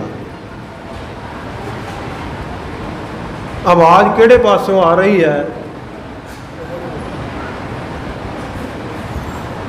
ਬੜਾ ਹੈਰਾਨ ਹੋਇਆ, ਦੁਬਾਰਾ ਪੁੱਛਦਾ ਵੀ ਆਵਾਜ਼ ਕਿੱਧਰੋਂ ਆਈ ਹੈ, ਤੇ ਉਹ ਮਾਸ ਵਿੱਚੋਂ ਆਵਾਜ਼ ਆਈ, ਕਹਿੰਦੇ ਅਸੀਂ ਫਲਾਣੇ ਸੰਤ ਬੋਲਦੇ ਆ, ਸਾਡਾ ਹੀ ਮਾਸ ਹੈ। ਬੜਾ ਡਰ ਗਿਆ ਕਸਾਈ ਵੀ ਤੇ ਪੁਲਿਸ ਵਾਲਾ ਵੀ। ਕਹਿੰਦਾ ਮਹਾਂਪੁਰਖੋ ਜੇ ਤੁਹਾਡੀ ਆਵਾਜ਼ ਇੰਨੇ ਕੁ ਮਾਸ ਵਿੱਚੋਂ ਆ ਸਕਦੀ ਹੈ, ਤੁਸੀਂ ਸੁਰਜੀਤ ਵੀ ਹੋ ਸਕਦੇ ਹੋਵੋਗੇ। ਕਹਿੰਦਾ ਵਾਹਿਗੁਰੂ ਕਹਿ ਕੇ ਜਲ ਦਾ ਛਿੱਟਾ ਮਾਰ, ਅਸੀਂ ਸੁਰਜੀਤ ਵੀ ਹੋ ਸਕਦੇ ਹਾਂ। ਉਹਨੇ ਮਹਾਂਪੁਰਖਾਂ ਦੇ ਕਹੇ ਅਨੁਸਾਰ ਜਲ ਦਾ ਛਿੱਟਾ ਮਾਰਿਆ, ਵਾਹਿਗੁਰੂ ਵਾਹਿਗੁਰੂ ਜਪਿਆ, ਤੇ ਮਹਾਂਪੁਰਖ ਉਸੇ ਸਰੂਪ ਦੇ ਵਿੱਚ ਪ੍ਰਗਟ ਹੋ ਕੇ ਬਹਿ ਗਏ ਸਾਹਮਣੇ। ਬੋਲੋ ਸਤਨਾਮ ਸ਼੍ਰੀ ਵਾਹਿਗੁਰੂ। ਹੁਣ ਇੰਨੇ ਸਮਰੱਥ ਹੈ। ਉਹ ਪੁਲਿਸ ਵਾਲਾ ਸਿਪਾਹੀ ਪੁੱਛਦਾ ਵੀ ਕਿਹਨੇ ਤੁਹਾਡੀ ਆ ਹਾਲਤ ਕੀਤੀ, ਕਿਹਨੇ ਤੁਹਾਡਾ ਮਾਸ ਵੱਢ ਕੇ ਵੇਚਿਆ? ਮਹਾਂਪੁਰਖਾਂ ਨੇ ਦੱਸਿਆ ਨਹੀਂ ਕੁਝ ਵੀ, ਕਿਉਂਕਿ ਪਰਉਪਕਾਰੀ ਸੁਭਾਅ ਨਾ। ਸ਼ਸਤਰ ਤੀਖਣ ਕਾਟ ਡਾਰਿਓ ਮਨ ਨਾ ਕੀਨੋ ਰੋਸ। ਜਿਨ੍ਹਾਂ ਨੇ ਤਿੱਖੇ ਸ਼ਸਤਰਾਂ ਦੇ ਨਾਲ ਵੱਢ ਵੱਢ ਕੇ ਸੁੱਟ ਦਿੱਤਾ ਸੀ, ਉਹਨਾਂ ਦਾ ਰੋਸ ਨਾ ਕੀਤਾ ਮਨ ਦੇ ਵਿੱਚ ਮਹਾਂਪੁਰਖਾਂ ਨੇ। ਇਹਨੂੰ ਖਿਮਾ ਕਹਿੰਦੇ ਆ। ਇਹ ਸੰਤਾਂ ਦੀ ਰੀਤ ਹੈ। ਸਤਿਗੁਰੂ ਪਾਤਸ਼ਾਹ ਕਹਿੰਦੇ ਮਨ ਮੇਰੇ RAM ਰਉ ਨਿਤ ਨੀਤ, ਦਇਆਲ ਦੇਵ ਕਿਰਪਾਲ ਗੋਬਿੰਦ, ਸੁਨ ਸੰਤਨਾ ਕੀ ਰੀਤ। ਇਹ ਸਾਧੂਆਂ ਦੀ ਮਹਾਤਮਾ ਦੀ ਇਹ ਰੀਤੀ ਹੈ, ਮਰਿਆਦਾ ਹੈ। ਸਤਿਗੁਰੂ ਸੱਚੇ ਪਾਤਸ਼ਾਹ ਕਹਿੰਦੇ ਛੇਵਾਂ ਜਿਹੜਾ ਨਿਯਮ ਧਾਰਨ ਕਰਨਾ ਉਹ ਖੇਮਾ ਹੈ ਸ਼ੋਭਨੀਕ। ਮਨ ਦੇ ਵਿੱਚ ਕਦੇ ਵੀ ਕਿਸੇ ਪ੍ਰਕਾਰ ਦੀ ਰੰਜ ਕਸ਼ੋਭ ਨਹੀਂ ਰੱਖਣੀ। ਭਾਵੇਂ ਕੋਈ ਲੱਖ ਤੇਰਾ ਬੁਰਾ ਕਰੇ, ਕੋਈ ਤੈਨੂੰ ਭਲਾ ਆਖੇ। ਸਭ ਪ੍ਰਕਾਰ ਨਾਲ ਮਨ ਦੇ ਵਿੱਚ ਸਹਿਣਸ਼ੀਲਤਾ ਰੱਖਣੀ ਹੈ। ਸਤਵਾਂ ਕਿਸੇ ਨੂੰ ਵੀ ਦੁਖੀ ਨਾ ਦੇਖੀ ਕਦੇ। ਸਾਰਿਆਂ ਦੇ ਉੱਤੇ ਦਇਆ ਕਰਨੀ ਹੈ, ਉਹ ਨਿਰਵਾਹ ਕਰਨਾ ਹੈ। ਅੱਠਵਾਂ ਜਿਹੜਾ ਹਿਰਦੇ ਨੂੰ ਕੋਮਲ ਰੱਖਣਾ ਹੈ। ਸਾਰਿਆਂ ਨੂੰ ਹਮੇਸ਼ਾ ਸ਼ੁਭ ਉਪਦੇਸ਼ ਹੀ ਦੇਣਾ, ਕਦੇ ਕਿਸੇ ਨੂੰ ਮਾੜੀ ਮੱਤ ਨਹੀਂ ਦੇਣੀ। ਤੇ ਨੌਵਾਂ ਯਮ ਜਿਹੜਾ ਨੌਵਾਂ ਨਿਯਮ ਹੈ, ਆਹਾਰ ਜਿਹੜਾ ਮਰਿਆਦਾ ਪੂਰਵਕ ਕਰਨਾ। ਜਿਵੇਂ ਸਤਿਗੁਰੂ ਨੇ ਸਾਨੂੰ ਉਪਦੇਸ਼ ਦਿੱਤਾ ਹੈ, ਅਲਪ ਆਹਾਰ ਸੁਲਭ ਸੀ ਨਿਦਰਾ, ਦਇਆ ਸ਼ਿਮਾ ਤਨ ਪ੍ਰੀਤ। ਥੋੜਾ ਸਵੈ ਔਰ ਥੋੜਾ ਹੀ ਖਾਵੈ। ਭੁੱਖ ਰੱਖ ਕੇ ਖਾਣਾ, ਮਰਿਆਦਾ ਦੇ ਵਿੱਚ ਖਾਣਾ, ਇਹ ਅਗਲਾ ਨਿਯਮ ਹੈ। ਬੁਰਾ ਭਲਾ ਇਹ ਜਾਣ ਕੇ ਵਿਚਾਰ ਕਰ ਲੈਣਾ ਵੀ ਕੀ ਖਾਣ ਯੋਗ ਹੈ ਤੇ ਕੀ ਖਾਣ ਯੋਗ ਨਹੀਂ ਹੈ। ਖਾਣ ਪੀਣ ਦੇ ਜਿੰਨੇ ਸਾਧਨ ਹਨ, ਆਹਾਰ ਹਨ, ਭੋਜਨ ਹਨ, ਜਿੰਨੀ ਭੁੱਖ ਲੱਗੀ ਹੈ ਚੌਥਾ ਹਿੱਸਾ ਭੁੱਖ ਤੋਂ ਥੋੜਾ ਜਿਹਾ ਘੱਟ ਖਾਣਾ। ਇਸ ਪ੍ਰਕਾਰ 10ਵਾਂ ਜਿਹੜਾ ਨਿਯਮ ਹੈ, ਹਮੇਸ਼ਾ ਸੁੱਚਮ ਰੱਖਣੀ। ਜਲ ਦੇ ਨਾਲ ਹੱਥਾਂ ਨੂੰ ਧੋਣਾ, ਮਿੱਟੀ ਨਾਲ ਹੱਥਾਂ ਨੂੰ ਸਾਫ਼ ਕਰਨਾ, ਇਸ਼ਨਾਨ ਪਾਨ ਕਰਕੇ ਪਵਿੱਤਰ ਰਹਿਣਾ। ਲਾਈ ਔਰ ਤਨ ਨੂੰ ਵੀ ਪਵਿੱਤਰ ਰੱਖਣਾ ਤੇ ਰਾਗ ਦਵੇਸ਼ ਦੀ ਜਿਹੜੀ ਮੈਲ ਹਿਰਦੇ ਵਿੱਚ ਹੈ ਕਰ ਸੋਚ ਕਰਤੈ ਤਾਹੀ ਜੇ ਇਹਨੂੰ ਵੀ ਤਿਆਗਾਂਗੇ ਤਾਂ ਹੀ ਪਵਿੱਤਰਤਾ ਤਾਂ ਹੀ ਸੁਚਮਤਾ ਹੋਣੀ ਹੈ। ਸ੍ਰੀ ਪ੍ਰਕਾਰ ਲਾਈ ਇਸ ਪ੍ਰਕਾਰ ਸਤਿਗੁਰੂ ਸੱਚੇ ਪਾਤਸ਼ਾਹ ਕਹਿੰਦੇ ਅਸੀਂ ਇਹ 10 ਪ੍ਰਕਾਰ ਦੇ ਯਮ ਹਠ ਯੋਗ ਦੇ 10 ਨਿਯਮ ਦੱਸੇ ਹਨ। ਹੁਣ ਦੂਜਾ ਜਿਹੜਾ ਇਹ ਹਠ ਯੋਗ ਦਾ ਸਾਧਨ ਹੈ ਨੇਮ, ਇਹ ਸਤਿਗੁਰੂ ਸੱਚੇ ਪਾਤਸ਼ਾਹ 10 ਪ੍ਰਕਾਰ ਦਾ ਜਿਵੇਂ ਦੱਸਣਗੇ ਇਹ ਅੱਗੇ ਆਪਾਂ ਕਥਾ ਵਿੱਚ ਕੱਲ੍ਹ ਦੇ ਦੀਵਾਨ ਵਿੱਚ ਸਰਵਣ ਕਰਾਂਗੇ। ਕਥਾ ਵਿਚਾਰਾਂ ਦੌਰਾਨ ਹੋਈਆਂ ਬੇਅੰਤ ਭੁੱਲਾਂ ਦੀ ਸਮੂਹ ਸੰਗਤਾਂ ਨੇ ਖਿਮਾ ਬਖਸ਼ਣੀ। ਗਰੀਬ ਨਵਾਜ ਸੱਚੇ ਪਾਤਸ਼ਾਹ ਕਿਰਪਾ ਕਰਨ, ਸਮਤ ਬਖਸ਼ਿਸ਼ ਕਰਨ, ਹੋਈਆਂ ਭੁੱਲਾਂ ਚੁੱਕਾਂ ਦੀ ਖਿਮਾ ਸਤਿਗੁਰੂ ਸੱਚੇ ਪਾਤਸ਼ਾਹ ਮਿਹਰ ਕਰਕੇ ਸੇਵਾ ਸਿਮਰਨ ਦੀ ਦਾਤ ਦੇ ਨਾਲ ਨਿਵਾਜਣ। ਆਓ ਸਮਾਪਤੀ ਦੀਆਂ ਤੁਕਾਂ ਪੜ੍ਹ ਕੇ ਉਪਰੰਤ ਅਰਦਾਸ ਬੇਨਤੀ ਵਿੱਚ ਹਾਜ਼ਰ ਹੋਈਏ ਜੀ। ਜੀ ਪ੍ਰਕਾਰ ਲਾਈ ਦਾਸ ਆਪਣੇ ਸੁਨੋ ਮਨ ਲਾਏ।